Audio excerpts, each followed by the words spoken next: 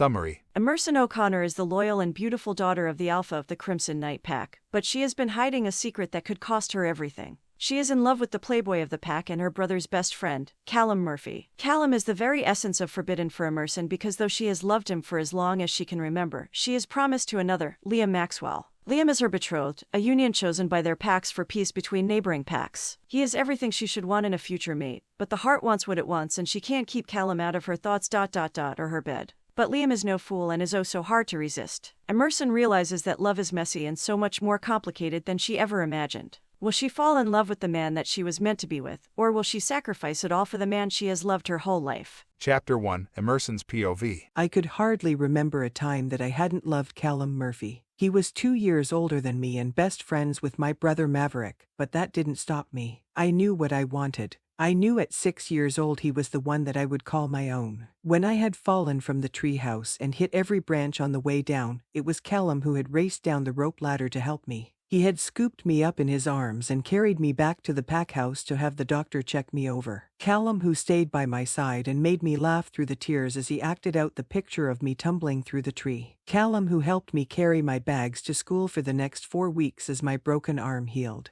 In my young and naive mind, I decided from that moment on that he was who I would call my mate. Because I was 6 and didn't understand the responsibilities that would one day weigh heavy on our shoulders. Because Callum had not yet become the beta to our pack. Because I only saw him as the boy who I loved. But being the daughter of the Alpha came with responsibilities, a duty to our pack. I was promised to another, a marriage to keep neighboring packs at peace. But the heart wants what it wants and our story had just begun. 10 years later, Emerson, Callum yells from behind me. My heart skips a beat at the sound of his voice. I instantly turn towards him with a big smile planted on my face. My grin falls slightly as I see the blonde bombshell with perfect blue eyes flutter her flawless lashes at me as she drapes her pristine body across his arm. I fight the urge to rip her immaculate hair from her scalp as I answer through gritted teeth, yes. Callum doesn't seem to notice the jealousy seeping from my every pore as he responds, "Are you coming to the bonfire tonight?"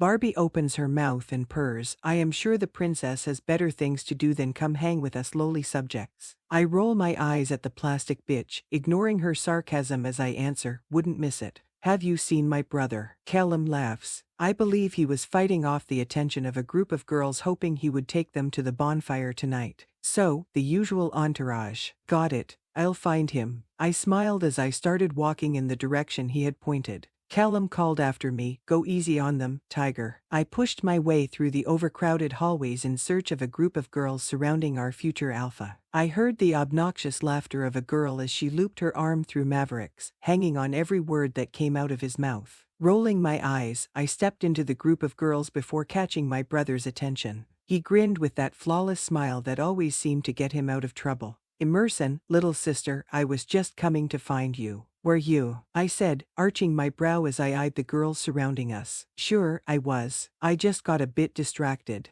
he says, shrugging his shoulders as if I should understand his dilemma. "Let's go, Maverick. I have better things to do than stay at school on a Friday night." "Oh, yeah, like what?" "Studying for next week's test," he said mockingly as he waved goodbye at the disappointed girls. "No, smartass. I need to get ready for tonight. I have friends going," I said, keeping my eyes peeled on the floor in front of me, hoping that he wouldn't realize the real reason I wanted to go to the bonfire. Maverick eyed me suspiciously. "You are going to the bonfire? Little Miss Study every waking hour, is taking a night off." "Yes, me. I need a break," I said nonchalantly.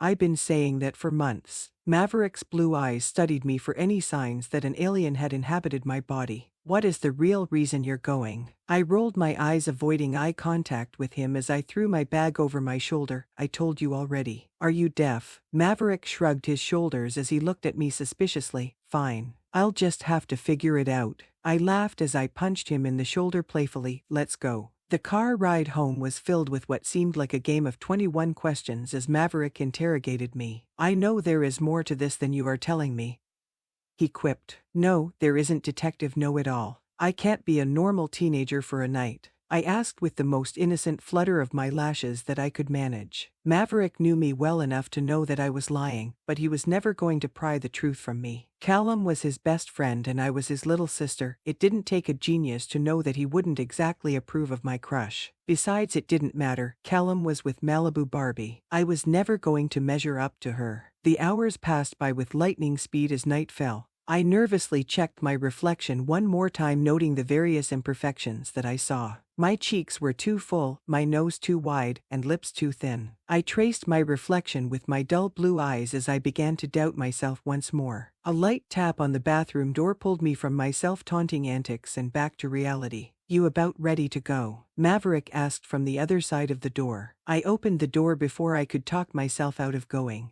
"As ready as I will ever be," I stated. Maverick looked at me with the adoration of a big brother as he smiled. "You look beautiful." "Thank you," I muttered bashfully, brushing my unruly hair from my face. I walked ahead of him when I heard him say, "Hey, yeah?" I questioned as I looked over my shoulder at my big brother. "Whoever you're trying to impress is a lucky guy. Don't forget that," he said, grinning a brilliant smile. "But if they break your heart, I am going to kill them," he stated with a suddenly serious face. My cheeks lit a vivid red as I stammered, "Maverick, I am promised to another, there is no one." Maverick gave me a knowing look as he responded back, "Emerson, just because you know where the ride's ending doesn't mean you can't enjoy the twists and turns until you get there." I laughed as I asked, "Where did you read that, Mr. Philosopher?" "Came up with it on my own. You know I'm not all good looks and no brains." He smirked. I grinned back at him. "So you say." He playfully tapped my arm. "Let's go squirt. I have ladies to impress and beer to drink." I snarled my nose up, none of which sounds appealing to me. Maverick laughed. "Yes, my sister, the party animal, who is going to the bonfire. Learn to live a little,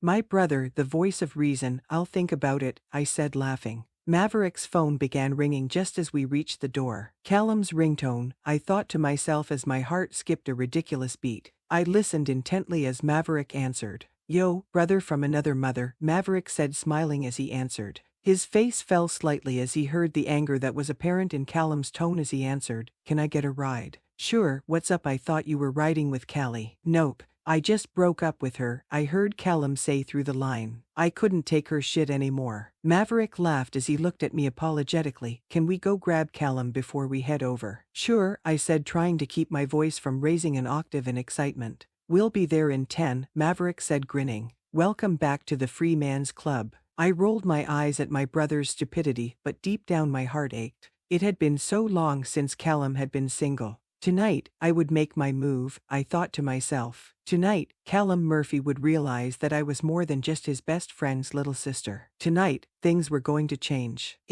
Chapter 2, Emerson's POV. Callum says with surprise apparent in his voice as he climbed into the front seat of the Jeep. "I figured you wouldn't come." "Yeah, well, you figured wrong," I said, grinning back at him. "I see that," he stated as he stole an appreciative look at my outfit of choice. "Who are you trying to impress?" Maverick chimed in. "See, even Callum knows there is more that you aren't telling us." "Both of you shut up. I can dress nice and go to a damn bonfire. I don't have to explain myself to either of you," I said, rolling my eyes nervously. Callum's eyes met mine and for a moment I thought I noticed something. Jealousy, maybe. I pushed the thought aside as I glared back. He shook his head as if forcing himself back to reality. "Let's go, I need a drink or 10, Callum stated, almost annoyed. Maverick pulled the car out of the driveway as he smiled in the rearview mirror. "Tonight, we live like kings. Tomorrow we puke like dogs," Callum said, laughing. As we drove the few miles to the bonfire, I listened to the boys chatter back and forth about the football game, training, and other various sports that took their time and energy. I allowed my mind to wander. What was I thinking? Callum would never be interested in a girl like me. And even if he was, I was promised to another on my 18th birthday. I internally groaned as I wrestled with the thoughts that were fighting in my head to be heard.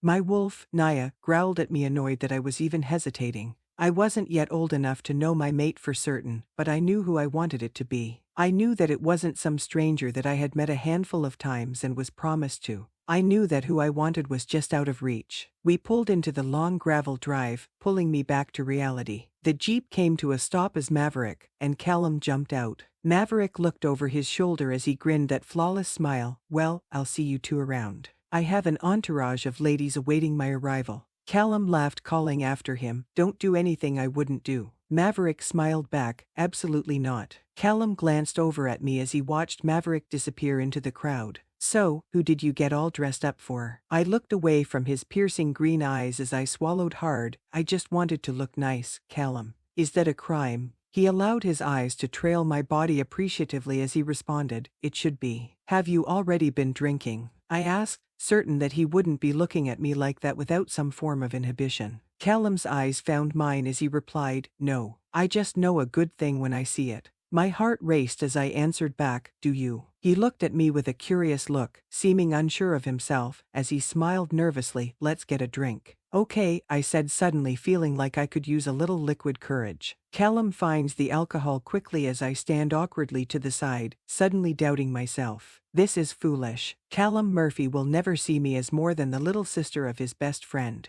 Possibly a friend, but he wouldn't dare see me as anything more. But I could swear I saw jealousy on his features when he thought I had dressed like this for someone else. I see him approaching through the crowd of teens from our pack as he smiles broadly at me. I got you a couple Jell-O shots. I thought they may go down easier. I rolled my eyes at him. I have drank before, I am not some prude. His eyes darkened as he laughed. Okay, you can have my beer then. I snarled my nose up at the idea of drinking lukewarm beer. Give me the Jell-O shots. That's what I thought, Callum said sarcastically. I took the tiny cup, lifting it to my lips as the bouncing liquid seeped onto my tongue. I allowed a satisfied moan to escape.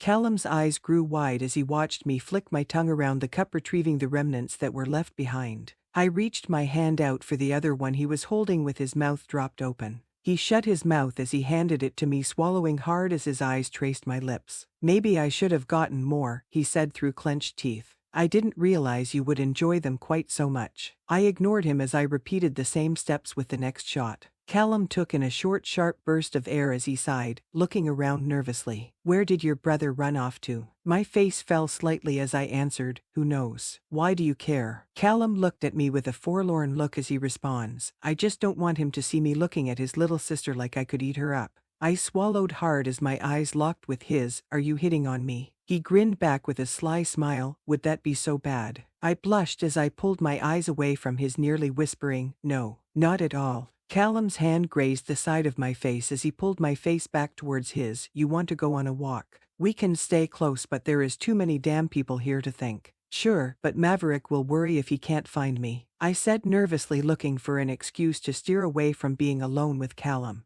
He laughed as he scanned the crowd, finding my brother between two brunettes that were practically sitting on his lap. I think he will be fine, but if you'd rather stay here, that's fine. Callum looked slightly disappointed as he finished his sentence. My mind raced. This couldn't be happening, I thought to myself. No, let's take a walk. He smiled broadly at me as he pointed towards the dark woods ahead of us. There is a trail through the brush we can walk on. I tried not to imagine the reasons he knew that it was there, but the jealous side of me filled in the blanks. Almost as if he sensed the question I wanted to ask, he responded, Maverick and I run these trails when we shift. I glanced at him out of the corner of my eye as I smiled to myself. I didn't ask. You didn't have to, he said, grinning back. So why'd you end it with Barbie? I asked, with the liquid courage clearly taking effect. Callum laughed as he questioned, Barbie, you know, the blonde perfect she-wolf that you have been flaunting about, I said with a hint of pure jealousy. Her name is Callie, he said with an amused look planted on his face. But I just realized she was never going to be who I really wanted.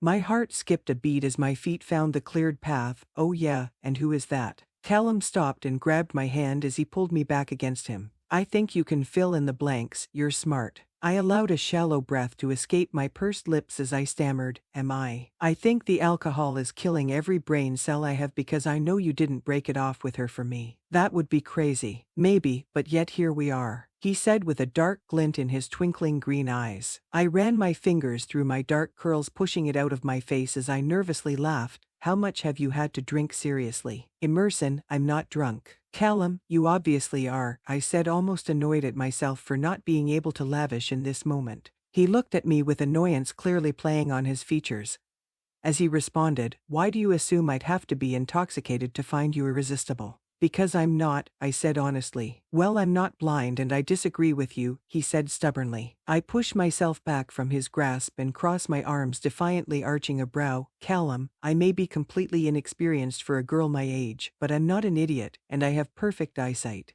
He holds up his hand with a finger pointed at me. First off, I never called you an idiot, but you may be blind if you don't see what I do. My heart races as he continues his rant, raising another finger. And second off, what do you mean by completely inexperienced? My cheeks lit a vivid red as I turned to walk away from him. Nothing. It's stupid, forget I said anything. I can't do that, he said, grasping my hand to stop me from walking away. I looked down at his hand with a bit of shock as his touch resonated through my body. I heaved a sigh as his face edged closer to mine. Callum, we can't do this. Maverick will kill us both. I whispered against his chest. Callum took in a deep breath before he put his hand on my face and pulled my chin up to look him in the eyes. Maybe he doesn't have to know. This can be our little secret. I hesitated, biting my bottom lip as I considered what he was saying. If anyone finds out, we will be damned. If you don't think it's worth the risk, I understand, he said as he looked away from me, trying to hide the hurt clearly playing on his features. I didn't say that, I said as I allowed my hand to pull his attention back to me. This is crazy, Callum said, shaking his head. You are promised to another. It was my turn to look hurt as I said, I understand, if you don't think I am worth the risk. Callum's green eyes softened as he looked at me with a look of disbelief. You don't realize it yet, but you will be my undoing, Emerson O'Connor. I blushed, looking away from him as I nervously bit my bottom lip.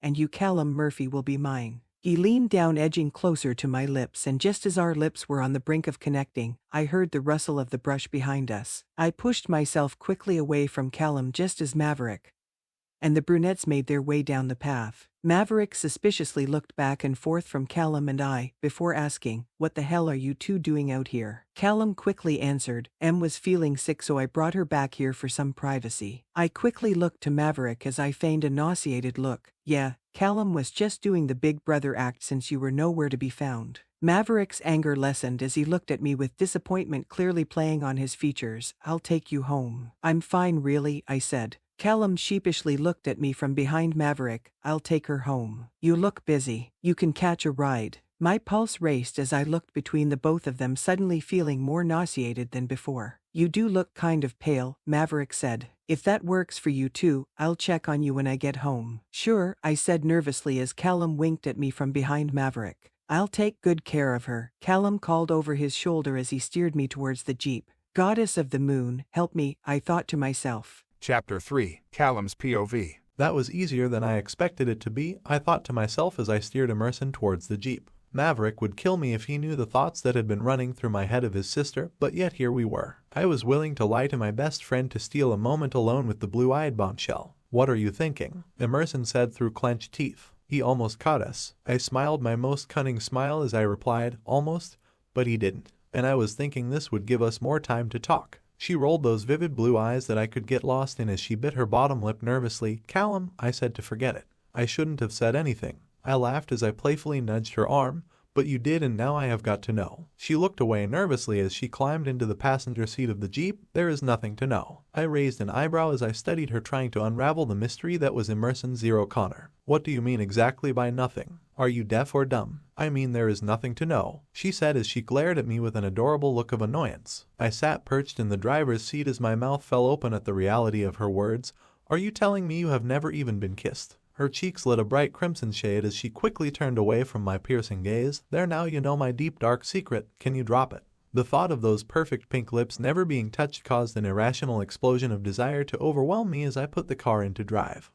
"I just find it hard to believe, that's all." "Well, believe it because it's the truth," she said, glaring. "Now drop it." I laughed as I pulled the jeep down the long drive out of the woods. "All right, then, what do you want to talk about?" She raised her perfectly arched brows as a playful smirk reached the corners of her lips. "I told you mine. Tell me your darkest secret." I rolled my eyes as I glanced over at the beautiful curly hair cupping her perfect face. "I don't have any secrets." A blatant lie escaped my lips. My secret was that I had been falling for this girl for nearly a year. A year of lying to myself and keeping my hands and mind busy with any girl that would allow it. Callie, aka Barbie, had been my latest distraction, but Emerson was driving me mad. I had grown up around the O'Connors since I was a pup, but last year something changed. The once awkward tagalong matured into the kind of body a woman envied and a man needed. No matter how much I argued with myself, she always found a way back into my thoughts. Emerson grumbled under her breath, "That's not fair, Callum." I allowed a carefree laugh to escape as I turned my head slightly to give her my best smile. Life isn't fair, Emerson. Besides, I told you the truth earlier. She blushed as she looked quickly away. Whatever, you're a liar. I pulled off the road, stopping the Jeep so I could look her in the eyes. I wasn't lying. I am not drunk. I am dead serious. Why is that so hard to believe? Her chest rose with shallow breaths as she looked me in the eye with unwavering certainty. Because you are Callum Murphy and you're my brother's best friend. But most of all because I'm me. Yeah, which should make you question why you didn't notice it sooner, I said with a sulky look planted on my face. What's that supposed to mean? She said, clearly unaware of how gorgeous she was. I have been trying to get your attention for a year, I said, half annoyed that she was so oblivious. Is that why you dated half the cheer team? Her blue eyes were almost angry as she shot a glare my direction. I hesitated before answering. Well, I knew I couldn't have you, so what was the point? The point is that you didn't ask. She turned away from me with a quivering voice. I reached my hand out, touching hers. Don't be like that. You're right, I didn't. It was stupid and makes me a total ass. I felt like the biggest jackass there was for making her want to cry. I was completely screwing this up. I heaved a sigh, unsure of myself, as I squeezed her hand gently. Seriously, don't cry. I can't take it when you get sad. Her blue eyes were welled with tears on the brink of escaping as she defiantly turned to me.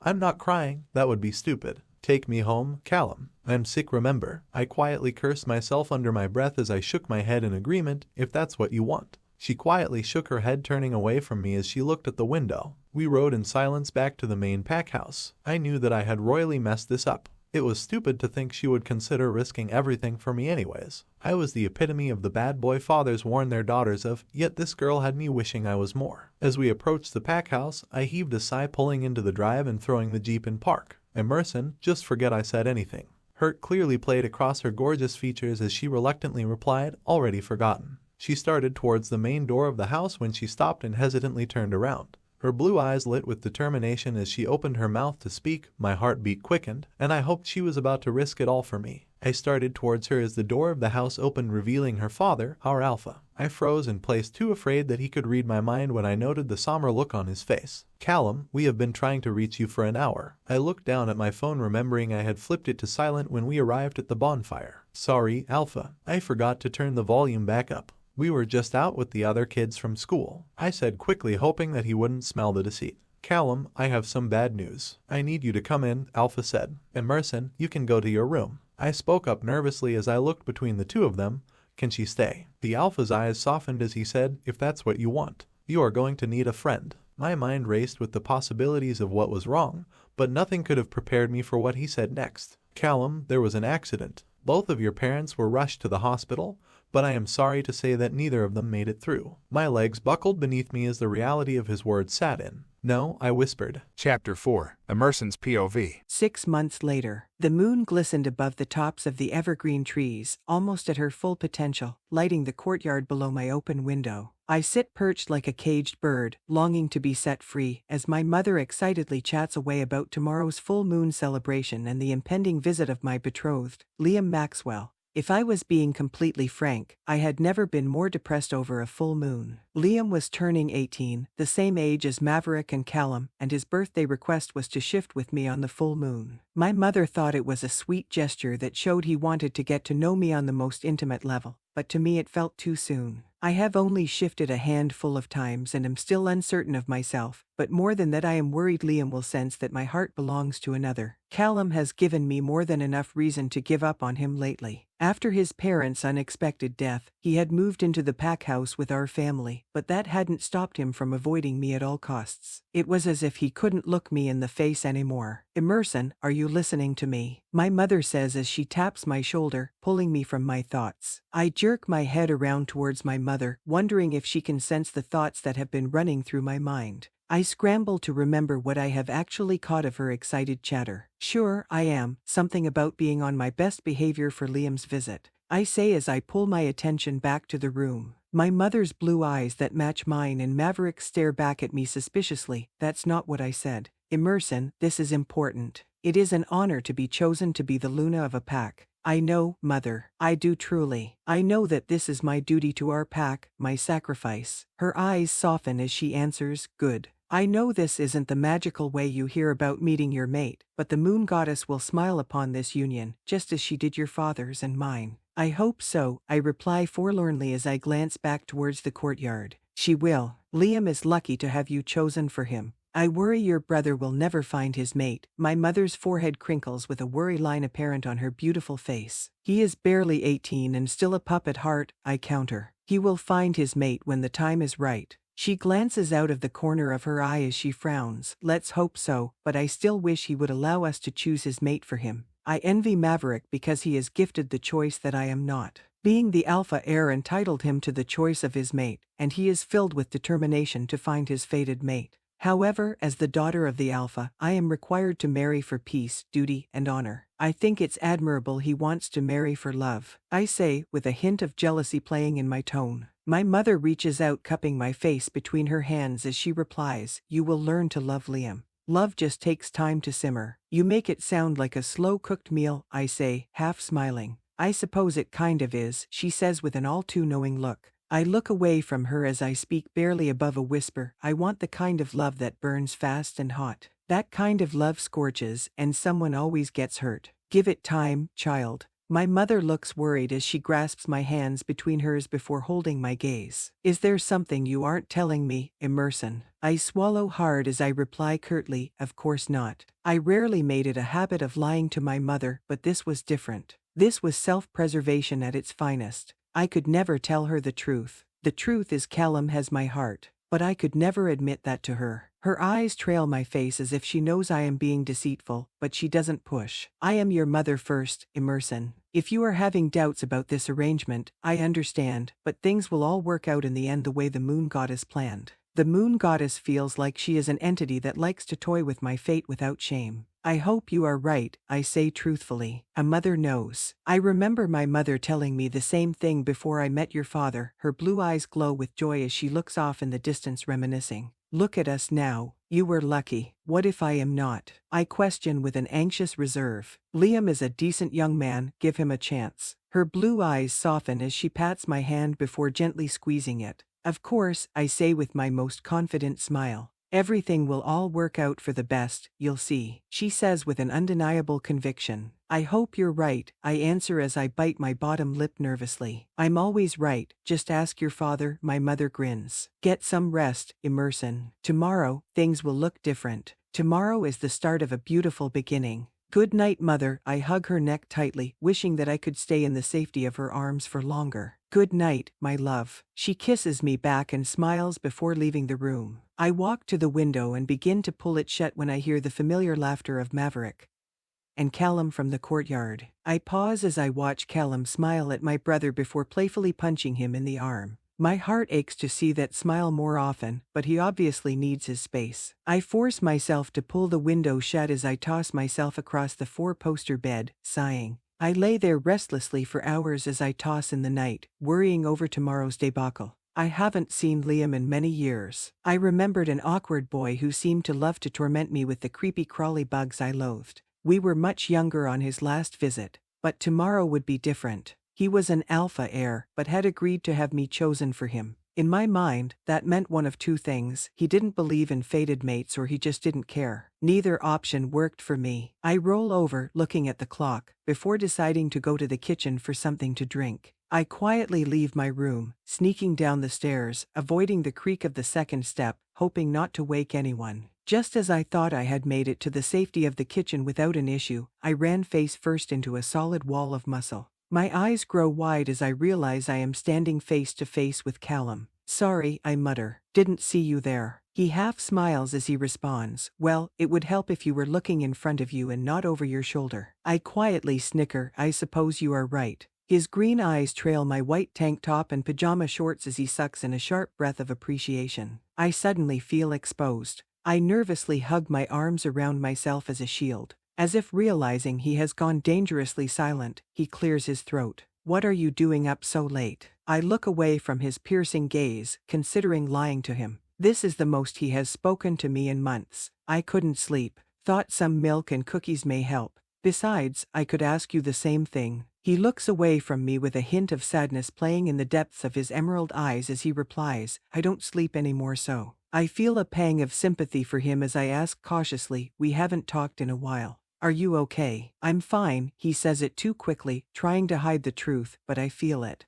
Staying busy helps. I just needed my space. I can't help but to feel the sting of his words. From me. His gaze catches mine as he replies, from life. I have buried myself in training and finishing school. It's what they would have wanted. Is it what you want? I manage to ask with a small voice. He hesitates before he answers, what I want, I can't have. That's the story of my life. I stand there silently gazing into his eyes as I consider all the things that I want to say to him. A part of me wants to be angry with him, but the other side of me feels sorry for him. I couldn't imagine going through what he was. My parents drive me nuts, but I adore them. Losing both at once was an unimaginable loss that I was thankful I did not fully understand. You're going to be okay, Callum, I say, looking him in the eyes, reassuring us both. But you shouldn't push people away who care about you. Eventually, they take a hint. I hear him swallow hard as he allows my words to sink in. I'll keep that in mind. Good, I say, leveling my gaze at him, almost warning him.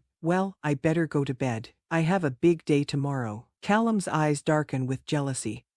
As he says, I heard Liam insisted on shifting with you for his birthday. He did, I say, ignoring the satisfaction that it bothers him as I add coldly. Apparently, not everyone needs space from me. I deserve that, he says, clenching his teeth. Yeah, you did, I say, grinning at him before turning to leave. As I walk away, I hear him whisper, hey Em. I stop and look over my shoulder at him questioningly. Yeah. I hope he knows what he has got, he says, looking me in the eyes with a deep-seated sadness. I swallow as I reply confidently. He will, because I won't let him forget. He smiles at me with a grin that made my heart drop as he answers, I have no doubt. I give him a half smile as I whisper, good night, Callum. Good night, Emerson. As I walk back to my room, I can't help but to feel heart-wrenching guilt. I meant what I said to him. He couldn't keep pushing me away and expecting me to just wait for him to notice me. I had to move on from him. I had to let him go. But as I lay my head down and drift off to sleep, the only face that fills my dreams is that of his perfectly chiseled jaw and piercing green eyes. Chapter 5. Callum's POV. My lungs burned with the need for oxygen as I hunkered down to the ground, pushing myself harder and faster through the opening in the forest. Alpha O'Connor stood just ahead, watching intently as we breached the clearing. The rumble of the earth beneath my feet told me the others were fast approaching. Not today, I thought to myself as I sucked in a sharp breath. I had spent the last 6 agonizing months forcing myself into my training, hoping beyond reason it would dull the ache of grief that now permanently resided in my chest.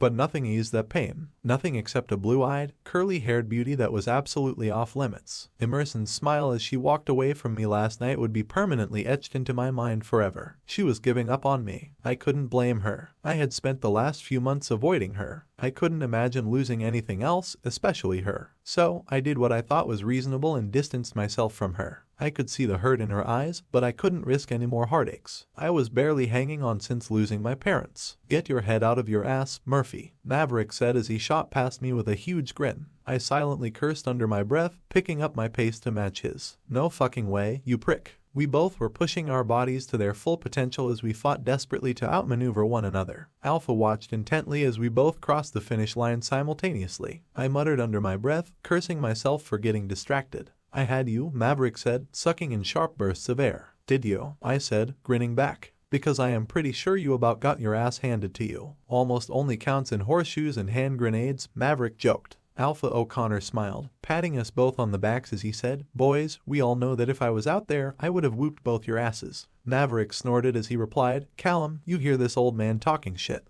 I laughed as Alpha shot back, old man, huh, want to put your money where your mouth is. Nah, I wouldn't want to embarrass you in front of the pack, Maverick said with a flawless smile spreading across his face. Alpha arched a brow, what's that I smell? Yep, bullshit. Maverick and I both broke out in laughter as we waited on the remaining warriors of the pack to cross the finish line. It's alright, Mav. We will see who's in the back of the pack tonight. You're damn right, I think it's going to be our fresh meat, Maverick said as he wiped the sweat from his brow. I can't wait to see how my future brother-in-law measures up. I tried to hide the pang of jealousy that was clawing its way into my chest. I doubt he is here to impress you. He will have other things on his mind tonight. Speaking of our new friend, I need you boys to make him feel welcome, Alpha O'Connor said, leveling his gaze at the both of us. You want us to babysit? Maverick nearly whined. Maverick, I want you to do your duty as Alpha heir and get to know the man that will marry your sister. Besides, Emerson will need to prepare for this evening's events, Alpha said in a no-nonsense tone. Alpha, you don't need me to do that, I pleaded with him. I am just the orphan kid of the pack. I am nothing special. Callum, never underestimate your value to this family or our pack. You are and will always play an important part. I am not asking either of you," he said as he caught my gaze. "Yes, sir," we both responded in unison. "Good, he will be here shortly. Both of you go wash up, you smell like dogs," he said laughing as he pointed towards the pack house. Maverick and I began the trek back to the house in silence as my mind wondered how the hell I had gotten myself roped into this. It wasn't bad enough that Emerson drove me mad, but now I had to play nice with the man who was meant to take her from me. Maverick glanced at me from the corner of his eye as he mumbled, "What's your deal today, man?" "Nothing," I lied to my best friend. "I just don't want to entertain some alpha air prick." Maverick arched a brow at me as he responded, "Well, you do a good job of keeping this alpha air entertained." "Sorry, man. I didn't mean it like that," I said, chastising myself for my choice in words. "I just don't know why I am needed." Maverick reached out, stopping me. "Callum, he is right. You are important in this pack. One day, you will play a huge part." "Oh yeah, what's that?" I asked, half annoyed. "When the time is right and I take my place as alpha, you will be my beta." He looked at me with a serious look. "I couldn't imagine taking on the task of becoming the alpha without you by my side to keep me in check." My heart dropped as I looked back at Maverick. "Are you serious?" "Yes, and to be honest, I am not sure why you are surprised. You are one of the best warriors in our pack, and you are more like a brother than a friend." "Father approves as well," Maverick said with a half smile. He knew that his father's approval meant the world to me. I fought the urge to choke up at being offered the honor of becoming his beta. I couldn't imagine doing anything else with my life. Maverick smiled as he turned, walking towards the pack house. "Let's go babysit this prick." I laughed as I followed behind him, my mind racing with all the possibilities of how this could go wrong. I didn't want to welcome Liam Maxwell. I wanted to rip his heart from his chest and take what was mine. But deep down I knew that it could never happen, and to be honest, I wasn't sure Emerson even wanted me anymore. Once again, I had royally screwed this up. Maverick grinned as he started to run towards the house. "Bet you can't beat me to the house." "The hell I can't," I said, heaving a sigh as I pushed myself as hard as I could to surpass him. "Leave it to Maverick to distract me from my problems," I thought to myself, laughing internally. I passed by him with ease as I reached the stairs first. "What's that I hear?" I said mockingly. "Victory chants." "Oh, shut up, you got lucky is all," Maverick said with a gloomy look on his face. I laughed as I rolled my eyes. "You, my friend, are a sore loser." Maverick grinned back as he said, "That's because I'm always winning." Emerson's laughter floated down from the open window above the courtyard. "You two are like children," she called out. "Two devilishly handsome children," I said, smiling back at her. Her cheeks flushed as she replied, "Yeah, okay, if you say so." But her smile didn't falter as she eyed me appreciatively. I grinned back at her, knowing that she was taking me in like a glass of water on a hot summer's day. Maverick cleared his throat as he looked between the both of us. "Well, this got weird," he said as he ran his fingers across the stubble on his face. "We have to get ready for your new boy toy. See you tonight, Em. Let's go, Callum." I gave her a faint smile as I followed Maverick into the house. He turned on me as soon as we reached the hall. "What the hell was that?" I kept my face stoic as I asked shamelessly, "What are you talking about?" "Murphy, she is promised to another. Whatever is going on between the both of you, cut it out," Maverick said with anger apparent in his tone. "There is nothing going on," I said honestly. "Good, keep it that way," Maverick shot back. I rolled my eyes in annoyance as I walked ahead of him before turning around. "You know I know my place, Maverick. I have done nothing." And I hadn't, yet. But anger was welling in the pit of my stomach as we spoke, and as I walked to the room to get ready to meet Liam fucking Maxwell, I knew I was about to do something stupid. Chapter 6. Liam's POV. The idea of seeing Emerson O'Connor after nearly 8 years both excites me and unnerves me. I would be lying if I said that I wasn't nervous to see her after the fiasco of our last encounter. I had been an awkward 10-year-old boy intent on tormenting the poor girl with anything I could think of that would make her shriek. A sly grin pulls at the corners of my lips as the memories of her angrily defending herself from the onslaught of my last attack on her dignity flood back. Even at 8 years old, she had a way about her. Her vivid blue eyes had lit with determination as she scowled at me with warning. "One day, I will get even with you." I had spent a fair portion of my day by the creek collecting the creepy crawlers from beneath the brush. I had then promptly dumped them in her treasured doll's playhouse. It was really a quiet, flawless execution of a beautifully laid-out plan. But she was not amused nor impressed with my antics. In fact, it was quite the opposite. I believe she hated me. But time had passed, and as my father often liked to remind me, I was becoming a man. I had grown from an awkward boy into a 6'2" beast. While I still adored a good prank, I no longer found myself wanting to torment the rumored beauty. I instead found myself looking for ways to impress her, and that is what unnerved me. When my father firmly suggested that we visit the Crimson Night Pack again, I had reluctantly agreed. It wasn't that I didn't want to see my future bride, it was the finality of it. Seeing her now meant that we were both older, more mature, and easier to break. While I had a choice in allowing this marriage agreement, I knew that she did not, and that frightened me. My mother's soft voice pulls me from my wandering thoughts. Liam, did you bring the gift? I smile back at her, patting my jacket pocket that holds the jewelry box. It's right here, Mother. Good, she says as she gently reaches over, squeezing my hand in reassurance. Women love to be thought of. It will make her feel special. Wouldn't you agree, Elijah? My father pulls his attention from the files he is intently reading over as he replies. Whatever you say, dear. I fight the urge to roll my eyes as I see the hurt cross my mother's face. I think it was a lovely idea, Mother. Thank you for suggesting it. The corners of her small lips turn up in a grin. Well, you did a wonderful job of choosing the perfect piece. I give her an encouraging smile as I allow my eyes to trail the forest that surrounds us as we approach the pack house. There is something euphoric about the colors of the leaves changing as the weather began to cool and fall approached. It was as if Mother Nature herself took a paintbrush to the palette of life. The trees were covered in reds, oranges, and golden hues that seemed to envelop my soul. I hear the shuffling of the papers as my father tucks them away in his briefcase. Liam, I don't need to remind you how important this union is to our pack. No, Father, you do not. I say through clenched teeth. I know that this will be good for the both of us. There is no need to get annoyed at me for speaking to you, my father warned with a menacing look. I felt the power of his alpha status pouring off of him as I grimaced. I didn't mean to be disrespectful, sir, but I am blatantly aware that we need this. My mother gave me an apologetic look as she tried to ease the tension in the car. Elijah, he was simply agreeing with you. Liam knows what must be done. He won't let you down.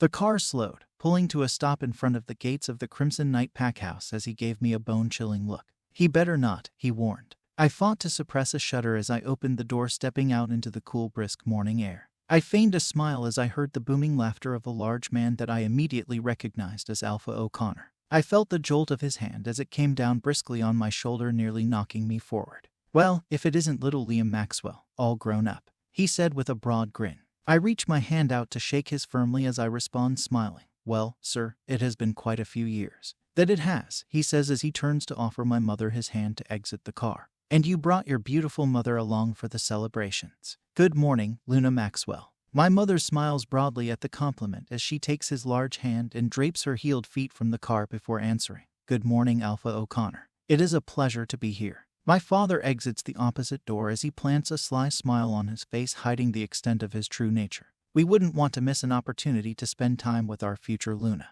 Alpha O'Connor's smile faltered slightly as he sat eyes on my father. Elijah, I'm glad you could make it. I hid the smile that threatened to emerge at his outright disdain for my father. My father cleared his throat as he responded, Yes, Cyrus, I'm sure you are. Ignoring my father, he turned his attention to me. Liam, I want you to meet my son, Maverick, and his future beta Callum. I have asked them to show you around while Emerson prepares for tonight's festivities. I smile as I reach my hand out to shake their hands. I am Liam Maxwell of the Silent Saints Pack. It's a pleasure to meet you both. Maverick quickly shakes my hand as he replies, laughing. Your reputation precedes you. I remember your last visit's constant catastrophes. Callum grimaces as he shakes my hand more firmly than necessary as he states, almost as if in warning. Let's hope he's grown up a bit since then. I pull my hand back abruptly, grinning as I respond. I see, Emerson has 2 protectors. Yeah, but I think you will find that the little girl you met last time has grown into quite a force who doesn't exactly need protecting, Maverick says as he arches a brow in warning. I can't help but to allow a slight smile to light up my face as I picture her stubborn, fierce warning the last time we met. Oh, I do hope she has forgiven the remodeling of her precious doll's house. Callum mutters under his breath. I wouldn't count on it. Maverick shoots him a cautionary glare that I don't miss as he turns towards the pack house land. Well, a lot has changed since your last visit. Let's take a tour. I glance back at my mother as she eagerly talks to Luna O'Connor, who has since joined the group. The alphas have both seemed to settle into a cordial conversation. Callum rolls his eye as he asks, unless of course you need to ask permission. Maverick laughs at his friend's backhanded jive as he raises a brow. He isn't wrong, man, do you need to ask? I glare at the both of them as I say, smartasses. Lead the way. That's more like it, Maverick says broadly, grinning. I follow the two of them, blatantly aware that I am the third wheel. I listen to their banter back and forth and realize that much has changed in the past 8 years. I open my mouth to ask about Emerson, wondering who the fierce little girl has become since our last meeting, but I snap it shut again.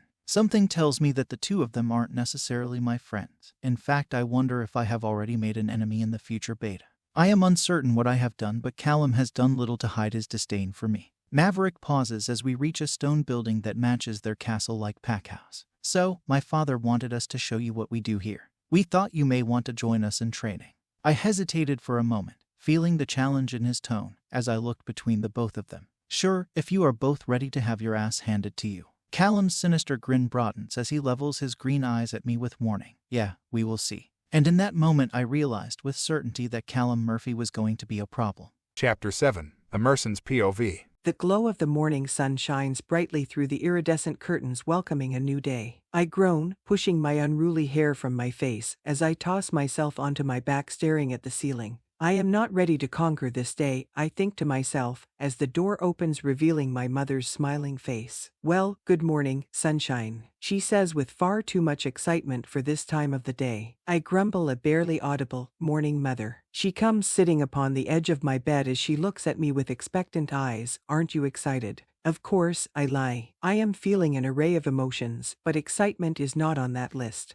My mother gives me a knowing look as she says, "Are you nervous?" "That's completely normal, dear." I smile back at her and shake my head, answering honestly this time, "I know. I just hate being the center of attention. I always feel like I am on display to mess up." She laughs as she rolls her eyes. "Emerson, my sweet child, we all mess up. It's how you handle it that makes you or breaks you." What if he doesn't like me? I question with worry creasing my forehead. What if I am not what he expects? My mother's blue eyes soften as she cups my face between her hands. Then he would have to be blind. You, my gorgeous girl, are a treasure, and Liam Maxwell will know that from the moment he lays eyes on you. I smile at her as she allows her hands to drop to mine, squeezing them in reassurance. I hope you are right, mother. Emerson, you are a beautiful girl who doesn't realize all that she has to offer just yet. But when you do, you are going to be unstoppable, she says with a knowing look. Now let's get you ready for tonight's celebration. I have cleared my day to spend it with you. I grin broadly at her as I reluctantly pull myself from the warmth of my blankets. Well, don't I feel special?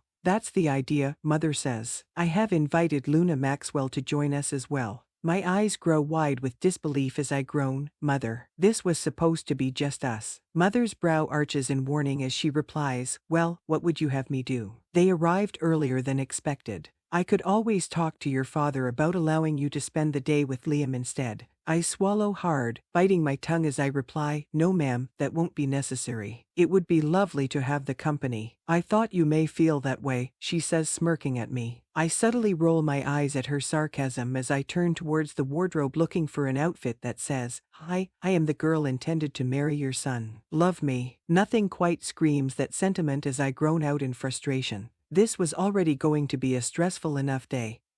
And now I had to impress my future mother-in-law. As if reading my mind, I hear my mother's encouraging voice, "Wear the light blue, it accentuates your eyes." I sigh as my fingers find the plush fabric of the blue sweater, tugging it free from the stack. "Thanks," I mutter. She smiles as she walks to the door, hesitating before she leaves. "Emerson, they are lucky to have the honor of calling you their future Luna. They will love you because they won't be able to help themselves." What can I say to follow that? I scoff at her with an adoring look. "Thank you, mother." She winks at me as she pulls the door closed behind her. "Take your time, we will be waiting when you are ready." I allow my eyes to trail my reflection in the vanity mirror, surveying what needs to be done to make myself presentable. Today will be spent pampering myself. Mother had gone to work making the arrangements as soon as she heard Liam would be coming. In her words, "We must show him the very best you have to offer." I would just assume wear sweatpants and a tee, but that would be absolutely forbidden. I was being completely honest. I hate to be the center of attention. But tonight would be my debut to the pack as the future Luna of the Silent Saints, and that meant all eyes would be on me. I get dressed, allowing the warmth of the sweater to envelop me in its soft folds as I slide a pair of leggings on. My curls are in dire need of attention, and I did not wash yesterday's makeup off. I sit down on the vanity stool as I begin the tedious task of taming the beastly curls. It takes me a bit longer than I would like, so I rush to wash my face and apply a fresh layer of makeup before doing one last check. As good as it's getting, I grumble to myself as I heave a sigh, grabbing my slides as I head for the door to face the firing squad. I hear the familiar laughter of my mother carry up the stairwell as I make my way to the parlor. I take a deep breath as I reach the doorway before planting a smile on my face. My mother's face lightens as her eyes catch mine, and here she is. Luna Maxwell turns in her seat with a pleasant expression that reaches her golden eyes as she exclaims, "Oh my. You, my dear, have turned into quite the beauty." My cheeks flush a crimson shade as I bashfully reply, "Thank you, ma'am." "There is no need to thank me for speaking the truth," she says, smiling broadly at me. "Liam is going to be smitten with you. And there is no need to call me ma'am. You may call me Athena." I return a meek smile as I bow my head graciously to her. "It's a pleasure to see you again, Athena." Her face lights with amusement as she responds, "Let's hope my son behaves a bit better this visit than last." I grin at her as I reply with a little white lie, I had almost forgotten his antics. I had not. In fact, I had made a promise to get even with him for his last debacle, and I fully intended to act on it. However, some things were simply meant for me to know. I was no longer the little girl whom he spent the week tormenting. I had grown into a strong-willed, unforgiving, and witty opponent who had years to come up with a payback scheme. A plan that I was certain would make him think twice before tempting fate again. "Well, you are a better woman than me," she says with a wink that says she is my kind of people. "Oh, I highly doubt that," my mother says, arching a knowing brow at me. I sheepishly grin at her with the most innocent flutter of my long lashes. They both erupt in laughter as Athena replies, "Let's just hope no one gets hurt." I wrinkle my nose laughing as I reply, "I make no promises." "Emerson, you better not do anything that I wouldn't do," my mother warns with a bemused look. "Absolutely not," I say, slyly grinning between the two of them. "Well, let's get this day started so I can shock and awe at tonight's festivities." My mother's eyes twinkle with joy as she replies, "That's my girl." The day passes by with surprising ease, and I find myself rather enjoying the company of my mother and Athena. It is not often that I am able to truly relax and enjoy my mother's company, but today has been a lovely change of circumstances. We are at the last stop before we return to the pack house. The stylist concentrates on my abundance of hair as she tugs a few curls free of the pins holding them in place. I hear my mother take in a sharp burst of air as she exclaims, "Oh my. Jolie, you did an amazing job." "Emerson, love, you look stunning." "I haven't seen myself yet." Jolie wanted to finish before she would allow me to see my reflection, but as she turns the chair towards the hanging mirror, my mouth drops open in amazement. My hair is braided intricately in the front with a few curls cupping my face perfectly as the remainder of my hair falls in ringlets down my back. My makeup is much more dramatic than I usually do it, but even I must admit that I am impressed. The smoky eyeshadow is accented with a wisp of eyeliner that makes the blue of my eyes look like the bluest of skies. My lips look plump and inviting, lined in a crimson red and topped with a glossy coat. I hardly recognize my reflection as the same girl who loves to dress down and pull her hair up in a messy bun. Athena's eyes are wide with wonder as I turn towards them.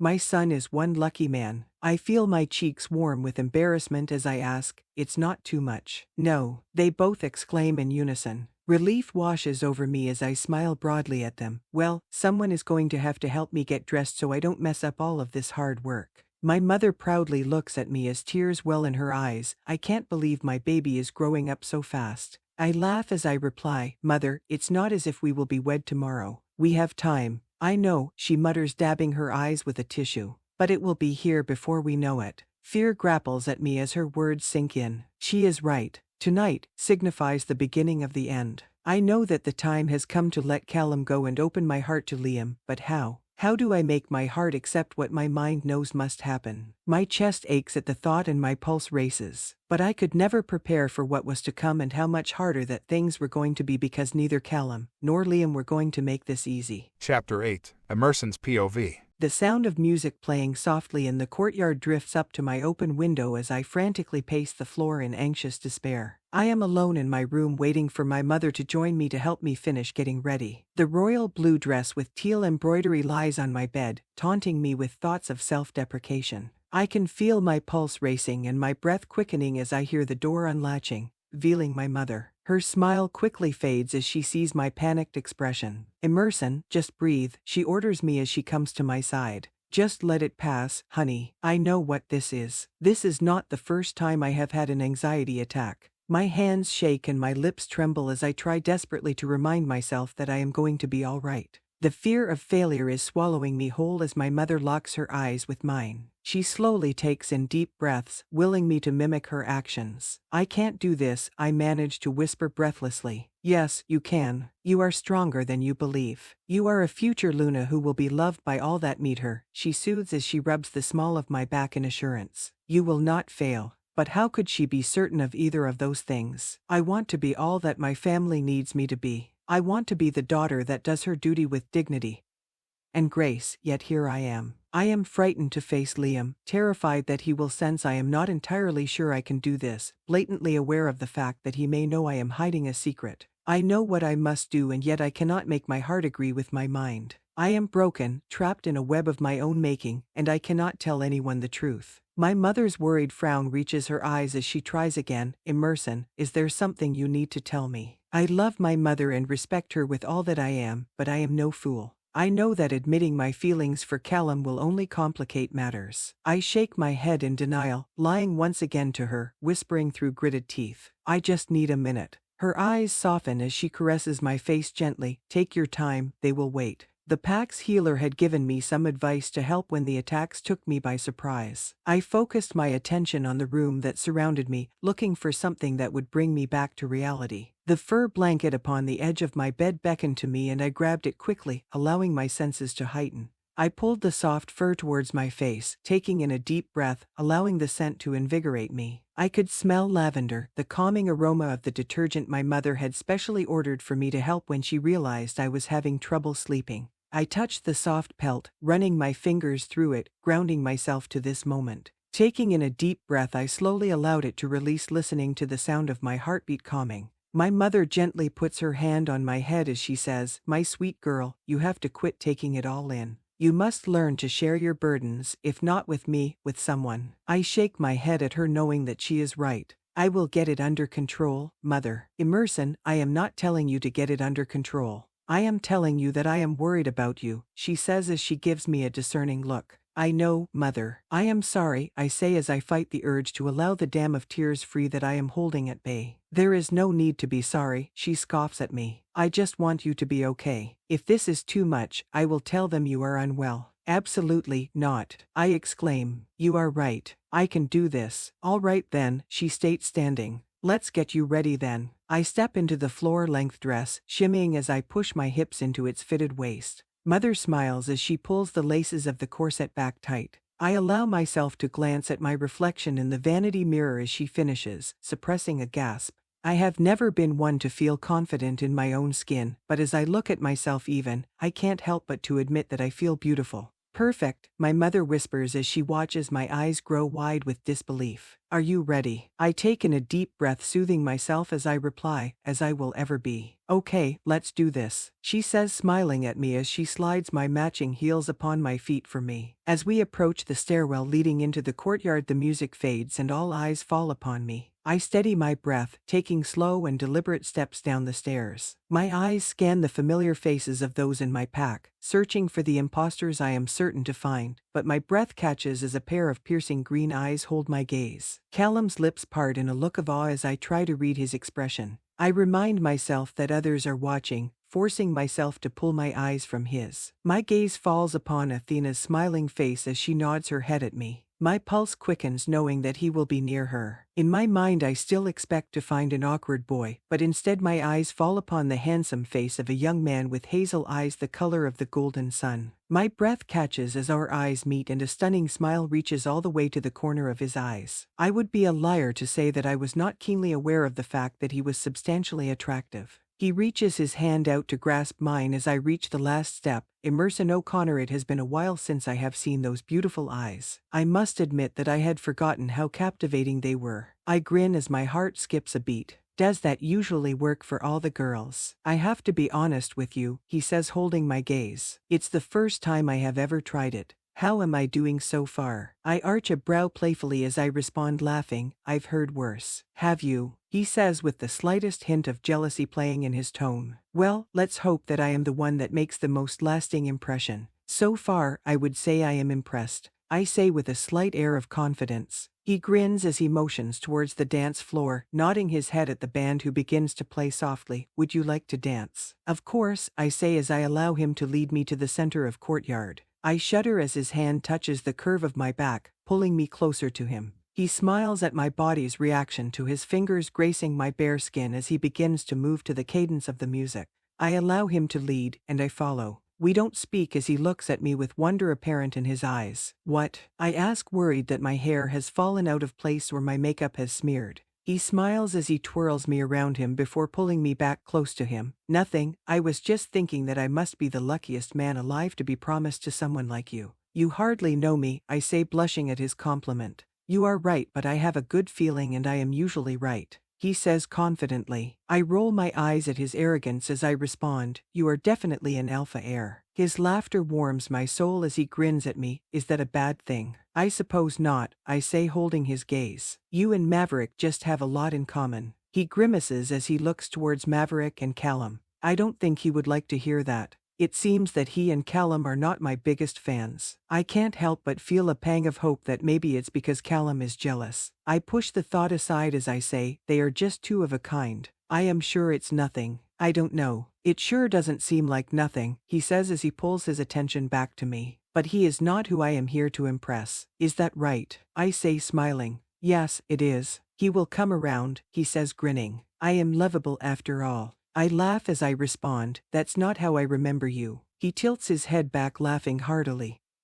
Hey, I have grown up a lot since then. Let's just let bygones be bygones. I raise my perfectly arched brows as I allow a white lie to roll off of my tongue. Of course, it's already forgotten. His golden eyes light with amusement as he replies, I seem to recall a promise you made me the last time I saw you. I feign an offended look as I point at myself, me. I don't know what you are talking about. Somehow, I highly doubt that, he says with a twinkling smile. Well, I guess you will just have to trust me, won't you? I say with a devious grin. But as the words roll off my tongue, I feel a pang of guilt, because I know that I am the last person that he should trust. Not because I fully intend to get even, but because I am still acutely aware of a pair of emerald eyes that have been fixated on me since I sat foot in the courtyard. Because though I find Liam intriguing, I can't help but hope that I am driving Callum mad. Chapter 9. Callum's POV. I cannot take my eyes off her flawless beauty as she dances in another man's arms. She's not mine, I remind my incessant wolf, as a wave of possessive anger roars in the pit of my stomach. Her laughter carries across the courtyard like daggers stabbing my wounded ego. I did this. I pushed her into his arms. I fight with all that I am to regain composure over the beast within, but the full moon strengthens him more than normal. She's not the type of girl that waits on a man to make his mind up. She knows her value, her worth. I scowl at the realization that I have made this a reality. Girls like Emerson O'Connor deserve more than I have been willing or able to give her. But that doesn't stop me from allowing the shame and regret to nearly swallow me whole. Maverick clears his throat beside me with annoyance clear as he asks, you going to get your head out of your ass and join me in finding a nice girl to distract us after the run, or you going to stare at the one girl who is off limits all night? Shut the hell up, I curse under my breath. I was just thinking that he better be good to her. Liam isn't a bad guy. He will do right by Em. Maverick says with certainty. If he doesn't, I will rip his beating heart from his chest, just like I would do to anyone else that hurts her. I swallow hard at his warning tone before I reply, I have no intentions of hurting your sister. Maverick looks between his sister and me before he says, I have no doubts that you wouldn't intentionally, but don't confuse her. We both know she has had a thing for you since we were kids. I rub my temple as I allow his words to sink in. She has not. Callum, you are an idiot. You are my best friend and more like a brother to me. But if you hurt her, he pauses as he looks me dead in the eye, I won't hesitate to show you the amount of damage an alpha heir can inflict. I shake my head in understanding as I answer, I would never hurt her, Maverick. Good, keep it that way. I am warning you to keep your distance from her, for both of your sakes. Maverick warns. I hear you, I say as I look back towards the beautiful girl who holds my heart. Maverick shakes his head in aggravation. I warned you. Don't forget that. I have nothing but respect for Maverick, but he is asking me to do something that I physically cannot. I am drawn to her like a moth to a flame. I know deep down that I am playing with fire, but I can't stop myself from craving the burn of what she offers. I need a drink, I say, motioning my head towards the bar. You want something? He holds my gaze for a moment before shaking his head. No, I have ladies to impress. I suggest you find a distraction as well. I know he is right. I cannot have her, but I refuse to allow myself the temporary pleasure of another woman. I have tried it and it did nothing to dull the ache of the desire that consumes me for her. I change the subject. Better find someone that can nurse your wounded pride after I leave you in the back of the pack tonight. He rolls his eyes laughing. Yeah, right. I reluctantly pull my eyes from the seemingly happy couple. I fake a smile, walking towards the bar, hoping to ease the sting of the unwavering jealousy that consumes me as the song draws to its end. The bartender gives me a knowing look as I tap the bar. Something strong, he states as he turns to the top shelf. That obvious, huh? I ask as I glumly reach for the shot of whiskey he pours. The older man smiles as he says, I have been doing this a long time. I know a broken man when I see him. I nod, downing the burning alcohol, shaking my head. Another, you got it, he says, pouring the shot. You trying to forget something or someone? I glance towards the courtyard and wince as I reply, I suppose a little of both. I want to forget the last 6 months. I want to undo the stupidity of pushing her away when all I really want is to hold her. I want to go back to when life was simple, and I could have asked my dad for advice and he wouldn't have judged. I want to hear my mother's laughter once more. I want to be someone I am not because I know that is who she deserves. The bartender frowns as he pours another and says, the worst kind, the type that you never truly forget. What are we trying to forget? I hear her familiar voice as she flashes a brilliant smile at me that makes me go weak in the knees. Emerson is the kind of girl that is beautiful without even trying, but tonight she is breathtaking. She is stunning in the blue dress that only accentuates her assets. I reluctantly pull my gaze from her mesmerizing body, hoping that she doesn't notice my lingering stare. I swallow hard as her blue eyes meet mine with genuine curiosity playing in their depths. Nothing that you need to worry about. Her brow furrows as she says, are you okay? I lie. I'm fine. Emerson hesitates for a moment before she continues, so what would you say if I offered a distraction? My mind races with the possibilities as a mischievous grin makes its way to the corner of my eyes. I'd ask if I was dreaming. Her cheeks flushed red as she smacked my arm. That is not what I meant. It's a shame, I say with a devilish smile. What do you need? I need to remind a certain visitor that I never forget a promise, she says with a twinkling glint in her eyes. Thought that you may want to help a damsel in distress. I laugh as I reply, of course, I am a sucker for a lady in trouble. I am a damn fool. A fool that would do anything she asks me to. She leans down dangerously close to my ear as she whispers, good, I knew I could count on you. She vividly describes her plan to me with the glee of a child on Christmas morning as I hang on her every word. Her smile is as bright as the moon hanging above our heads. I can't help but laugh at her perfectly laid out plan. Are you sure you want to do this? I ask seriously. Yeah. He asked for this, she says with determination. And we both know that I forget nothing and forgive even less. Poor sap, I thought to myself. Liam had bitten off more than he could chew when he messed with her. Okay, I'll do it. She nearly shrieks as she throws her arms around my neck. Thank you. You are the best. I watch her walk away with a longing look in my eye. I turn back towards the bar and see the graying man give me a knowing smile as he says, ah, the unforgettable one. You have no idea, I say as I down the last shot, laying a tip on the bar before I walk away. Have a good night. I hear the bartender speak up. Hey kid, life's too short to have regrets. Some things are just worth the risk. I stop for a moment before I respond. I'll keep that in mind. The full moon has almost reached her peak, signaling the time for the pack to gather. I walk towards the open field that leads into the forest. I am ready to allow my wolf free and to feel the rush of adrenaline that he offers. But first, I made a promise to a dark-haired beauty. I silently make my way through the shadows to the spot Emerson chose. I perch behind the edge of the trees, anticipation nipping at my nerves. I see them approaching and lean against the rough bark, hoping that it masks my scent. Liam is blissfully unaware of my presence, completely enthralled by Emerson. She is laughing at something he says when she loses her footing, nearly falling. He reaches out quickly, catching her in his arms before she tumbles to the ground. I hold my breath as I watch him hesitate before he pulls away from her. Even in the moonlight, I can see that he has unnerved her, and I feel my wolf growling from deep within. I internally groan. Watching them together is nothing short of torment. Liam keeps her hand in his as they walk closer to my hidden oasis. Emerson pauses as she spots the large rock that we used as a fort when we were children. Here it is, she says, smiling. We can leave our things here and come back when we shift. Liam shuffles his feet anxiously as he looks at her from the corner of his eye. Are you nervous? About? Emerson says, arching a brow playfully. I know some people are nervous to undress in front of others for the change. He states, looking away from her vivid blue eyes bashfully. She laughs as she flutters her lashes at him flirtatiously. I'll turn around if you are shy. I didn't say that, Liam says, grinning. I hope not, she says with a hint of amusement playing in the depths of her eyes. It would be a shame if you were. My wolf is irate and threatening to take control. I take in a staggered breath, calming the both of us. The rest of the pack begins to take their places in the field,